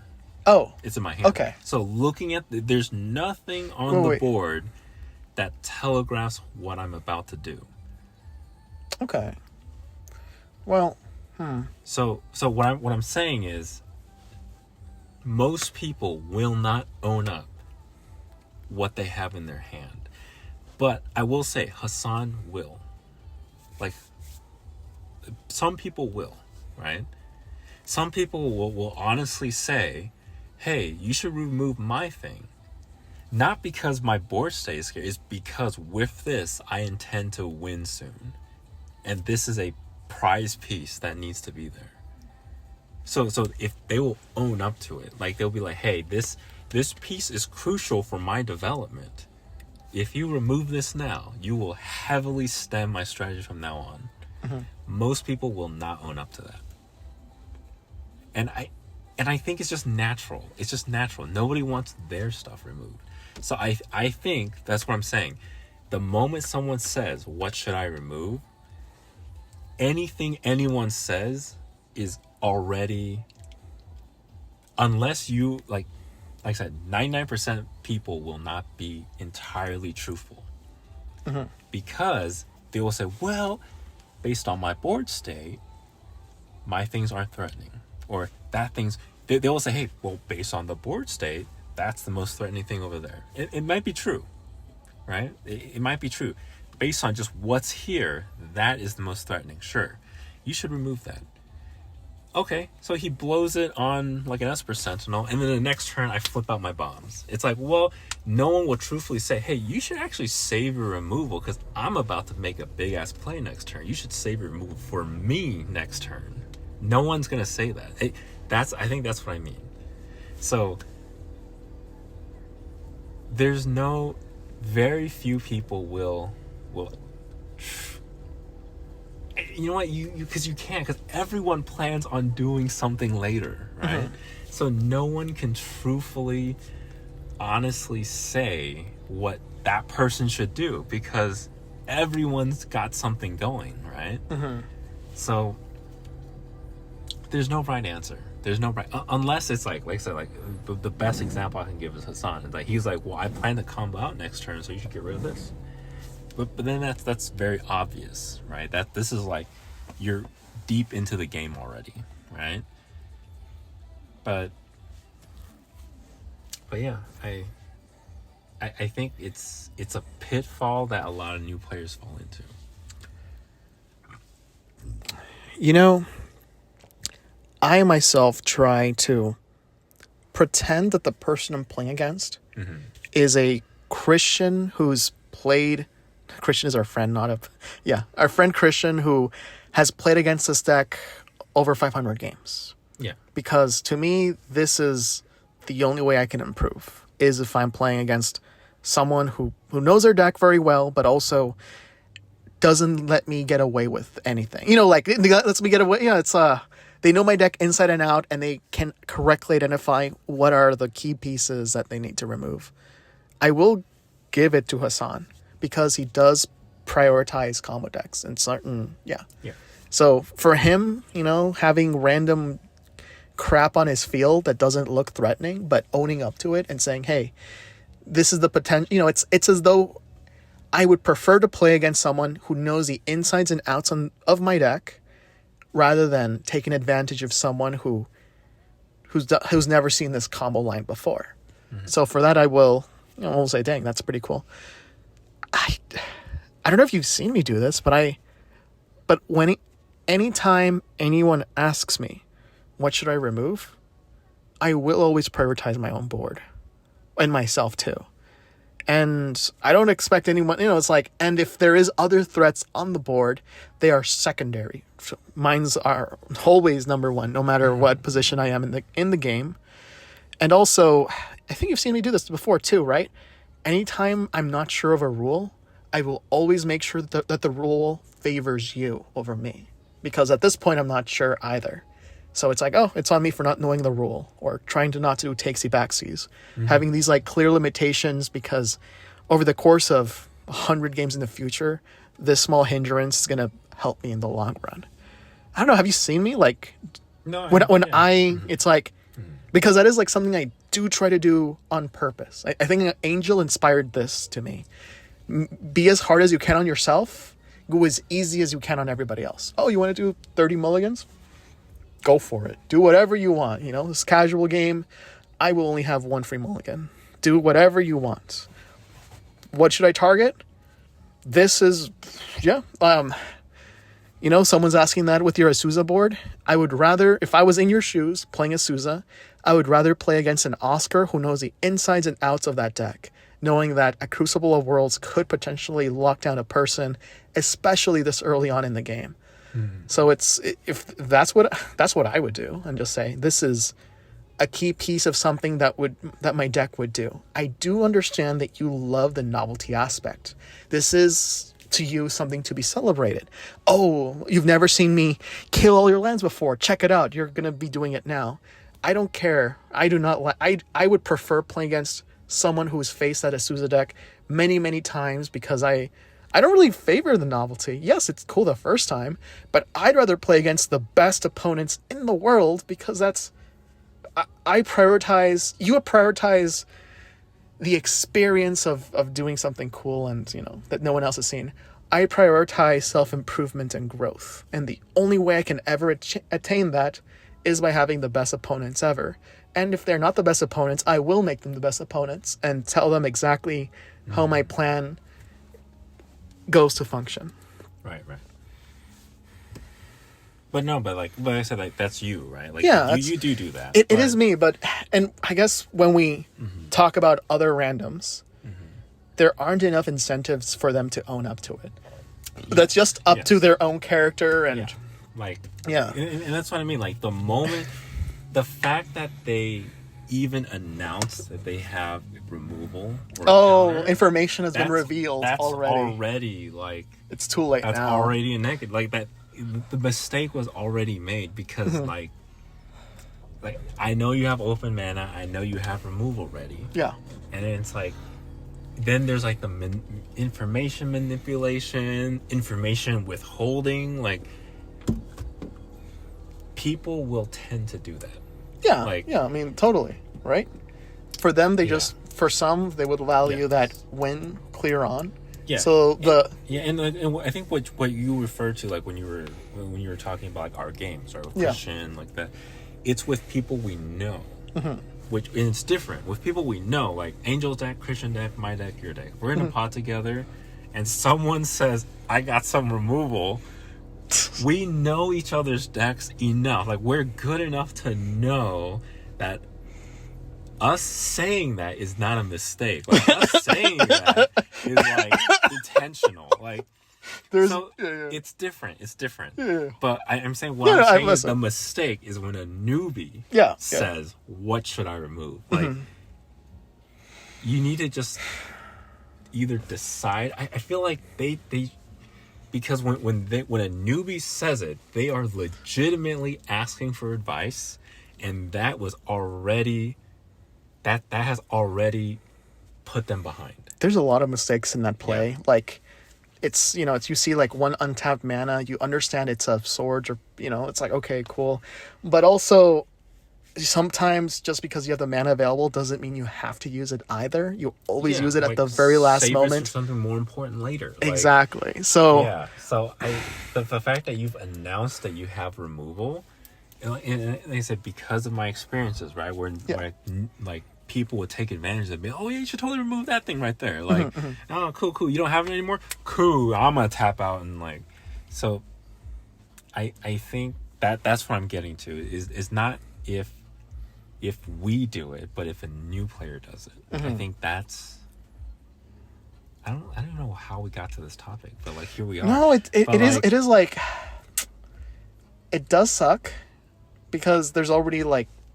You've broken a couple of rules already, but I mean, we were new too, right? Yeah. And it's like a clear mistake. And I mean, like I have my own code, you have your own code. Yeah. So that person is intending to, you know, they have one game a month or something, and they just want the win and go home. I mean, that's fine too, you know. Like, it happened already, and I can only control like what I can do, right? Maybe I give myself this thing of limitation to try to make, you know, have more improved games in the future. I've literally had people waste I've had people destroy my basic land because that was an option they could do, and I was on turn 1, turn 2, they like say, "Hey, I can destroy a land. I'll destroy your land." Cool. Destroy my basic swamp. I'm like, yep, that is a legal game action you can do. That's totally fine. No, but it's what can you do except just be you know, that's I can only control myself. I can't control like what the rest of the pod's gonna do. It's just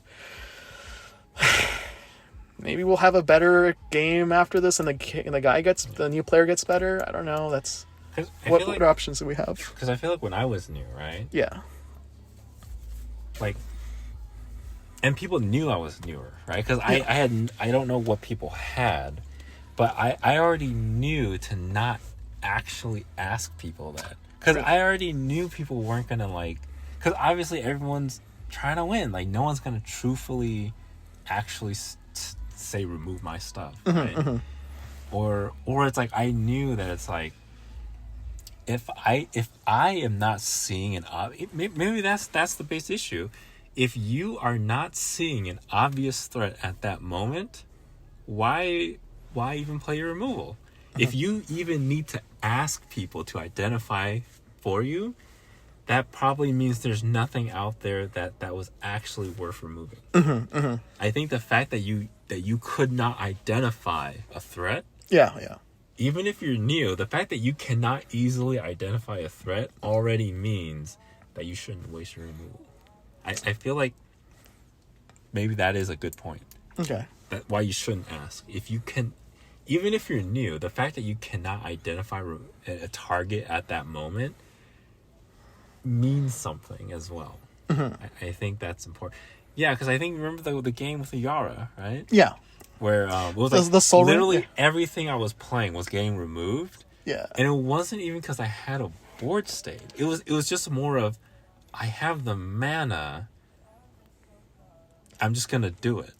It's like, yeah, you are setting me behind, but you're giving Oscar the game. But no, yeah, it's not even just that too. It's like it's like I think that's bad advice. It was bad advice because I heard people say this, like, oh, you should always be using all your mana efficiently. You should always be tapping out and using everything. It's like, I hear people tell that to new players a lot. I'm like, no, that was terrible advice. Like, that was terrible advice. Like, hold some of your resources back. There's nothing wrong with that. Like, just because you have removal and you have open mana doesn't mean you should just remove something, right? It's like, I think that would be like a good advice point as well.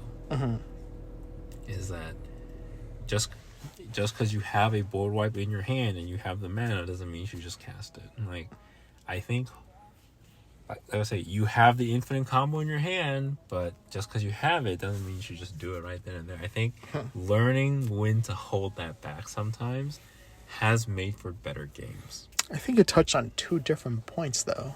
One was hold back on winning with the infinite combo, and the other one was use your resources efficiently. I think for a new player, right, just getting into the game,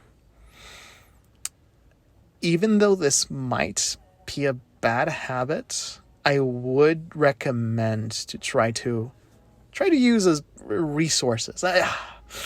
This is the nice thing about Deadly Rollick. The nice thing about having a Deadly Rollick in a new player's deck is you can always use it at any point in the game. So it's like, oh, well, you could use it right now once your commander comes out, but you can use it at any point. You can hold back on it. Yeah. And I think Deadly Rollick teaches you a really good habit, which is, when is the best time to point this removal at someone? We get salty about Fierce Guardianship. I don't think anyone gets salty about Deadly Rollick. It's a Swords of Plowshare on a black color identity. But to a new player, it's like, okay, well, when should I use this? That's up to you. At the last possible moments where you really need to remove one thing from 3 opponents. So, yeah, no, I think the Deadly Rollick was something that taught me the good habit of use it only for things that really matter, to shut off someone from winning on that one turn. Yeah. But as a new player, though, I would still say to try to use all of your resources efficiently. This is gonna hurt you back, though. Like for example, I think counterspelling someone's commander, unless they're gonna win that turn, probably should never do that. It is a bad habit that that I got with new players. They're just shutting down my commander. It's like, okay, cool, that's fine. Instead of holding it to stop the player who's about, the spell that's gonna win the game, right? Yeah. It's yeah. So, but yeah, that's. I think that is the thing about counter spells. Is when you're new. Yeah. Is it feels like that's the most impactful play, which it does. Like, Yeah. you know, in certain decks, and like it does really, you know, set people back. But I think then it comes down to like the fun of the game. You know, like I think it's not fun to just to keep delaying people, right? Like, I think that is just keep like I think that's the thing. But that's I guess I don't know. That's just I feel like I think like my most number one was everybody having fun, and I feel for the most part counter spells are good. They're strong, but you know, when there's like just too many of them, I don't know. Like they can be fun at times, right? Like, you know, when someone's like absolutely going off, and then that one person's like, "Oh, I had a counter spell," and it's like those moments can be fun too. But I think you're right. Like using it like when it mattered, right? Like, not just I cast my commander counter spell. Like that wasn't a very fun move. Right? Was it a strong move? Sure. Right? Was it a fun move? No. Probably a bad move just because there's still other opponents that right now that are benefiting more from your counterspell than the one player you shut off. Yeah. That's my major issue. And you know, there's also the threat assessment too, right? Like you're going after the obvious threat in the moment, but you're doing nothing. It's like you're removing. It's like I do think you should remove value pieces, right? Yeah. Like recognizing like, oh, you got a commander that helps you draw, and then you just cast like a Smothering Tithe. Yeah. Now you have both things. You have draw and mana. I was like, you should probably get rid of the Smothering Tithe. Like, you know, like things like that versus like countering the commander but not the Smothering Tithe. Yeah. You can't recast the Smothering Tithe. You can cast the commander. Yeah. Like, I think there is that threat assessment, right? Where it's like, well, someone just played a Rhystic and a Smothering, but you're going to counter, you know, the third player that just played their commander first. Like, I feel like that's a mistake, but it comes down to a threat assessment. You're probably a newer player. If you can't recognize you should have took out the Rhystic and the Smothering, I think that just comes down to like game knowledge. But I mean, obviously there are layers to this. It's like the guy who casted the commander was a Tivit and was there like a time sieve already in play. But yeah. I mean, obviously that's just like such a edge case though. Yep. There's maybe one last thing I want to touch on. Maybe the reason why I'm defending this time sleeve so much is because I got the secret layer time sleeve coming. You know, that's honestly bias too. I you know what, I think let's just end this on this. Hey, Mike, I feel like the takeaway is just, were the games fun? Like did you have fun? Did your opponents have fun? Right. Wait. I want to add something to that. Just little thing. Sure. I can't control how you are going to feel throughout this game.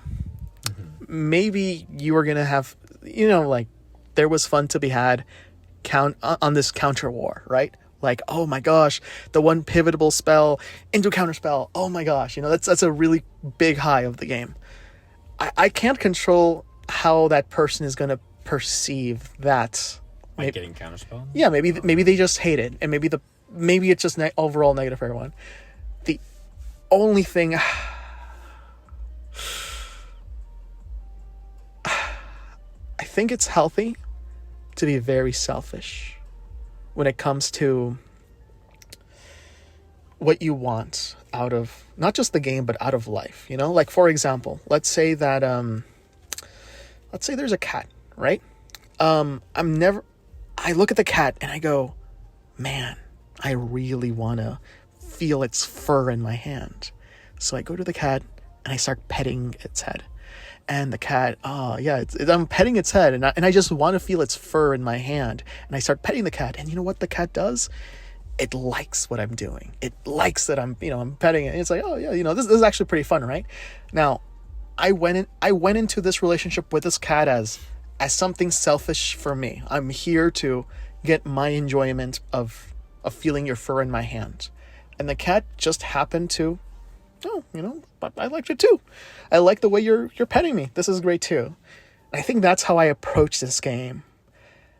I am going to come here to have a great time, and maybe you're going to have a good time too. I don't know if you like it or not, but this is what I intend to do, right? I have some restrictions put in place. We all have our own code. Only basics for Jimmy.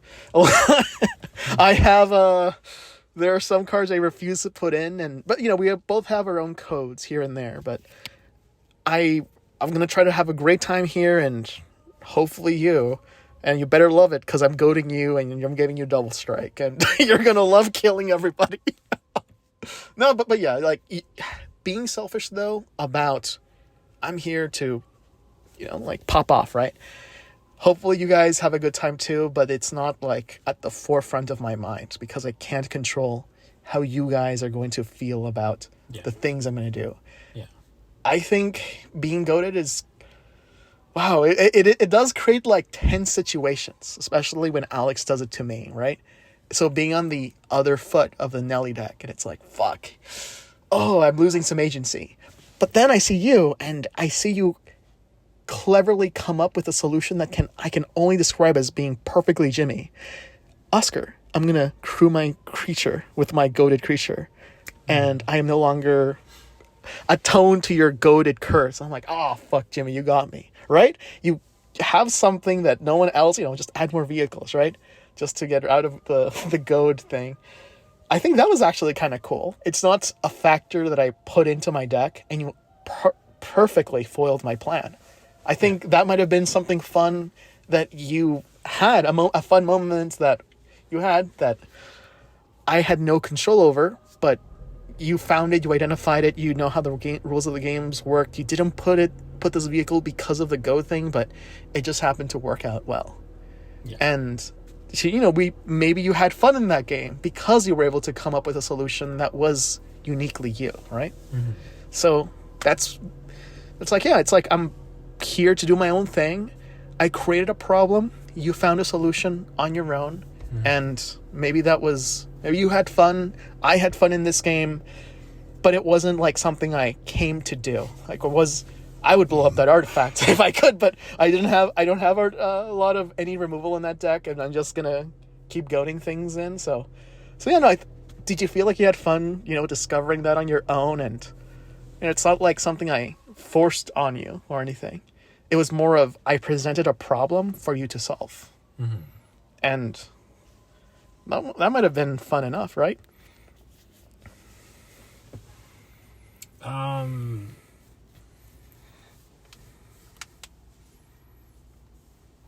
No, like yes, that moment. The moment is fun, when something works out in a way that you didn't intend. But I feel like a lot goes into that though, and I think part of it is, like I said, like, what if like we're all here to create problems, and everyone else is here to come up with a solution on the fly, right?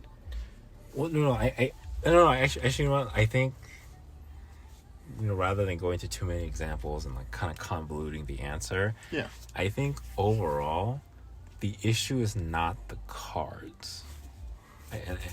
I think, and I keep going back to that. I feel like the issue is not the cards. Mm-hmm. It really is the person, like the person using it, because, like I said, like with some cards like Nelly and Bumblefly, like I said, there's that tight line, right? Where there's a good way to do it and a bad way to do it. The issue is not the cards. It's the issue is what way did you do it? So it's like, to answer your question, I think your question, what was your question? Your question was like, who cares about I mean, it was about entering games and being selfish. Like you're here to create problems for your opponents to solve. Yeah. Sure. And I mean, this is another great topic too.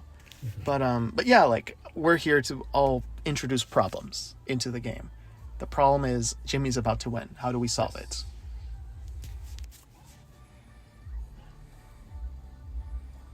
But not worrying about like how your opponents are going to have fun. It's like, oh, they'll have fun. They built their decks. That's what they were there to do. But just being selfish about I mean, not worrying. It's more of not worrying too much about if opponents are going to have fun or not. It's like, Sure. I think you could also have a lot of fun with Tivit and Time Steve too, because everyone's here to play in that turn to win. Yes. So that's fine. I think it's fine. Okay, so yes, I think I would say yes, I do agree with it because it depends on the person doing it, right? Like, it's not the cards. The cards themselves are not the issue. Like, like Ristic Study itself is not the issue. It's how the person does it, right? How it's used, how they're interacting with the table. And I said, I'll say like great examples like Hassan, right? He plays a lot of combo decks. He plays a lot of, but the way he does it though, it's in a fun way, right? So I think that's what's important. It's not the cards themselves that are the issue, but it's like how you do it. Okay. Yeah. And I guess he also owns up to his own, like he's like cluing you in that, you should be scared of him. Yeah. And like I say, it's like, and I say he, like you said, you were saying, be able to take the loss gracefully. Yeah. Or even like prioritizing your own board state when someone asks, hey, what should I remove? Just remove my thing. Just let it be over with. At least if I say point your thing, you won't have some, like guy over your shoulder pointing fingers at me. At least I get to be the... And like I said, we have our own code. Like everyone has their own codes on what they define, what's fun, not fun. Right? For example, right? Like everyone has their own codes for that. And you can't make everyone happy. That is true. You can't make everybody happy. But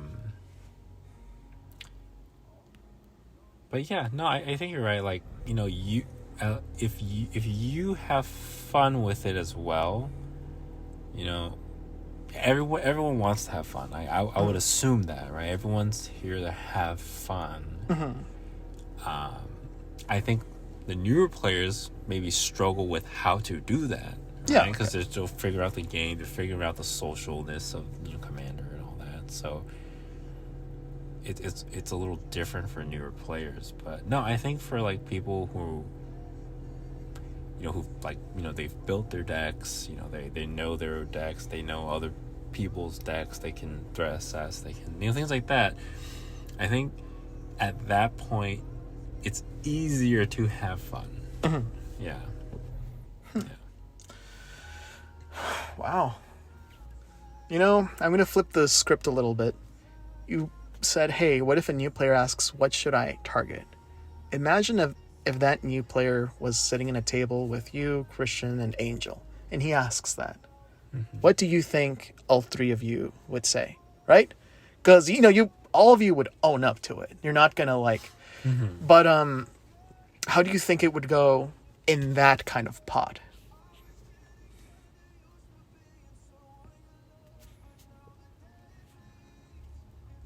Wait.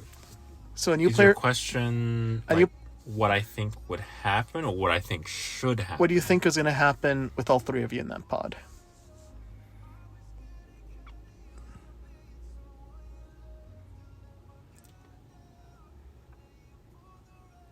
I think everyone would like honestly say what they have. Is that? Yeah, I think everyone would say what they have, but I also think maybe one of them might say, it might be better to hold it off for a little while. But, you know, like, you know, for something better, but since they already revealed it, you know, like, this is what's the best thing right now. It would be better later, but here is this is, I do think we would. I know, especially like either Angel or like me. I think I couldn't imagine that we would say something like that. Yeah. Like, but I think ideally, but like I said, the fact that they already said it, it's too late. That's already you've already messed up. Yeah. The fact that they've even said it, but if it's already been said and we all know already, right? I think I would rather them just use it right then and there. No, to like, be honest, like like absolutely, you would say, hey, but you would also point out. I'll point out if there's nothing worth removing. Yeah, but pointing it out is already a mistake in of itself. Yes, like asking the right question too, right? Yes. But I would tell them that I would tell them, it's like I would say that there's probably nothing worth removing. Yeah. At the moment, like you should probably save it for something else later. But at least in this game, you will have to use it now because bringing this up reveals that this is hidden information in your hand that we now have it, removal, and we all know it now. And we were all going to play around it now, so you have to use it now. So this can be a lesson for the future, but for now, just know that save it for the best possible moment. But for now, you're using it. Or not ask. Because I think, because part of my thing, like I said, my own code, is that I think everyone should make that own decision. So I think ideally, right, in a perfect, my perfect world is that if they were to ask, which if they did have already messed up, but if they asked, I think the better question would be then, what's the most important thing on your board? On your board. Don't tell me about someone else's. I think if it was like new player, you, me, Angel, for example, right? I would say, hey, on my board, this is the most important thing. You would say, on my board, this is the most important thing. Angel would say, on my board, this is the most important thing. I think in the perfect world, in my perfect code and all that, is that no one should point someone else's card out. I see. I think that would be the funnest and fairest method, right? This is fascinating. It takes the already proven method of owning up to it, and it gets rid of the incentive of point it over there, point over there. Yeah. Like, I think that's and it's like, and they make that choice themselves because the whole thing when you start pointing out is that, okay, well, what's the most efficient play, right? Yeah. Based on the current board. But I want to point out that inefficient plays a lot of times tends to be the right answer anyways. Even if it wasn't the most efficient play. And so I think, because there are times where I was new, right? Yeah. Where I had removal and I would destroy something. Or you know when something happens and someone, oh hey, someone's got a board wipe, right? I had a board wipe. I'm not going to use it. I want them to kill you. Like, that's the point, is that to make those choices as a player, you need to make those choices yourself without somebody else influencing you, because they don't know what's in your hand. You don't know what's in their hand, right? You don't know what their plays are, so you shouldn't. I think you make a decision and it turns out to be a mistake. That's just a natural part of the game, because you couldn't have known it was going to be a mistake, right? There's no way you could have known in advance. So if it turns out to be a mistake, that's part of the fun of the game. It's not a bad thing to have been wrong. Okay. I think that's important as well. I think that's why I want people to make their own choices. Even if it means removing my stuff, right? If it means me being honest about my board, it's like, hey, that's the most important piece right there. I want them to make that choice themselves. Like, without someone influencing them to do it. Because the fact that someone influences them is already potential of like a negative like influence, a negative reinforcement, right? So I think, like I said, my own code is that I want them to make that decision themselves. Okay. Wow. This should be in the official rules for Commander, but for new players. Oh man, this was such wow. Dang, I think this is a great point to end on. All right. Thank you for listening. Dang, you want to guess how long that was? Probably like 3 hours. Yeah, 2 hours. That's the average amount of time that we talk.